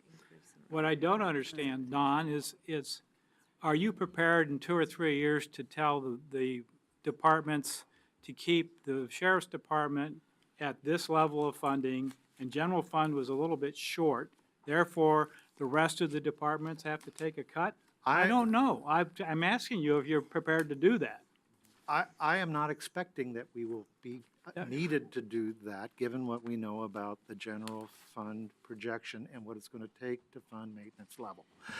Now, the setting of priorities comes from this committee and the board. And if in fact this committee and the Board of County Commissioners at a future date has got different ideas about how it ought to prioritize the use of its general fund, then it will make those decisions accordingly at that time. But right now, what I know about the general fund projection, and we've actually done a run out to about 10 years, is it's in pretty darn good shape right now. And the decisions that we're making today don't put it at any greater risk at all. So I just want to make sure we're aware. AAA rated for I nothing. think then what you're doing, what you're telling other departments is they're probably gonna, it's possible they're gonna get a lesser share of the general fund on a percentage basis than they're getting today.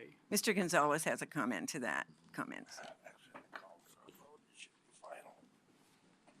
I'm just going to lean on 30 years of budgeting experience with Clackamas County. And in every one of those years, we have seen projections that show the lines crossing, the revenue and the expenditures lines crossing. The reason that those things don't happen is because exactly what was just referred to. The Budget Committee prioritizes what we're to spend, and particularly within the general fund, which is a very finite source of funds. But our projections have been very rock solid going forward for many years. I feel as though we've had this discussion nearly every year that I've been in front of the Budget Committee, with one or more persons being concerned. And we try to allay those concerns because we've done our homework and done our work in the background. So I feel very strongly that Mr. Krupp is presenting the exact right framework within which to assess this proposal. Yeah, thank you. I have one additional comment. I remember being on this budget committee when the instructions were 5% less than you got the year before. And so that, What you're referring to is an exercise that we did periodically back in the day when that was the vogue, to ask departments to contemplate a 5% reduction in what they currently got from the general fund. And in essence, what we saw was is played out a million times a year across the country, that people put the things that are the most desirable in their budget up to be cut in order not to experience those cuts within their budgets. This is a process, and the process is controlled by this group. So I don't think that we're really putting the general fund or the county in any jeopardy by moving forward with this particular proposal. Thank you very much, Mr. Gonzalez. Thank you very much, Budget Committee members, and thank you. We have a motion on the table. We've had discussion. I would ask for your vote on setting aside $445,000 in this year's general fund budget as part of the 3-year ramp-up to fully staffed 26 newly opened jail beds. All those in favor signify by saying. Phasing it in. Right. A phase versus a. A part of a 3-year ramp-up or 3-year phase-in, whichever one, you want to Yes. say. Is that the original proposal was Yes. a phase-in? No, that's mine. That was an That addition. that's the motion before. Understanding that this is with giving the sheriff's office the ability to begin this coming fiscal year to find those officers and train them and get them ready to take over those beds when that phasing completes its circle. I'm not saying that correctly, but y'all know what I mean. Okay, so Go we- forth and find people. So we call for a vote. Okay. All those in favor, please signify by saying aye. Aye. Any opposed? Nay. Okay. Just for Amy? the sake, any abstaining? No, just for the sake of clarity, would you please poll the Budget Committee, Ms. Badia? Okay, Mr. Feely, Aye. Commissioner Savas, Aye. Ms. Caldwell, Aye. Commissioner Humberston, Aye. Chair Parks, Aye. Commissioner Bernard, Aye. You sure? Mr. Caton, Nay. Commissioner Schrader, Aye. Mr. Maglin. Nay. So I have, One more. Commissioner Fisher. I'm sorry. Can't see her from where she is. At this point, it doesn't matter. Oh, it's Sorry. Your vote matters. Every Remember, vote elections were matters. based on, you know. So, Madam Chair, I just want to just point out one. Yeah, have you voted? Yeah, Oh. yeah, yeah. All right. Commissioner Saab. So, Madam, I just want to point out that this morning, to Mr. Maglin's point, this morning, Under Sheriff Ellington pointed out at the same time, year referenced by Mr. Maglin was also the same time that Under Sheriff was referring to this morning regarding to the 15 positions that were cut. They were unfilled positions, but there were 15 positions cut because of the budget shortfall at that time. So if you look at that and you look at the years of history of some of the forecasts don't gel. So I have reluctance, but I think Mr. Krupp just gave up his Tesla. I think so. Thank you. It's all on your broad shoulders. Thank you. You don't get that. Oh, I lost my script somewhere. But now it is the part of the meeting where we need to determine the full budget as soon as I find my script again. Yours, Sandy. It's coming. I've got it. So what? Are you going to have discussion or I just had a vote? so many pieces. Well, of I'll, paper. We don't really have time. time. Then I got to go. So, Okay, okay, I know so what your vote is. Ken has to go. I will say this, if you do engage in discussion, I would support the budget that's presented with the slight modifications that have already been voted on.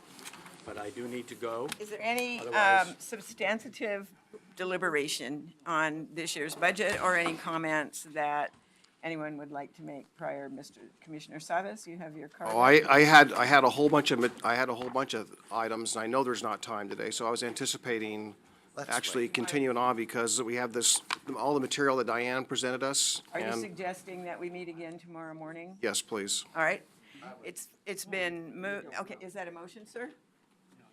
If necessary, I wouldn't think it'd be necessary, but It's not necessary. What are we doing? it's not necessary. Tomorrow, as scheduled. Tomorrow morning? We can meet tomorrow. We are scheduled for 8:30 tomorrow morning if needed. Shall we convene? Can we change it to 9? Works for me. I don't know, though. I miss the Is- traffic that way, thank you. Is that Would 9 o'clock noticed? give us? Does that matter? I think we. From an administrative standpoint, 9 o'clock would be fine. Okay. Okay. Then I can go to my Whatever you wish. exercise class. We would recess today and reconvene at 9 o'clock tomorrow morning for deliberation of the full general fund budget for 2018-19. Okay? Great. So, we're in recess.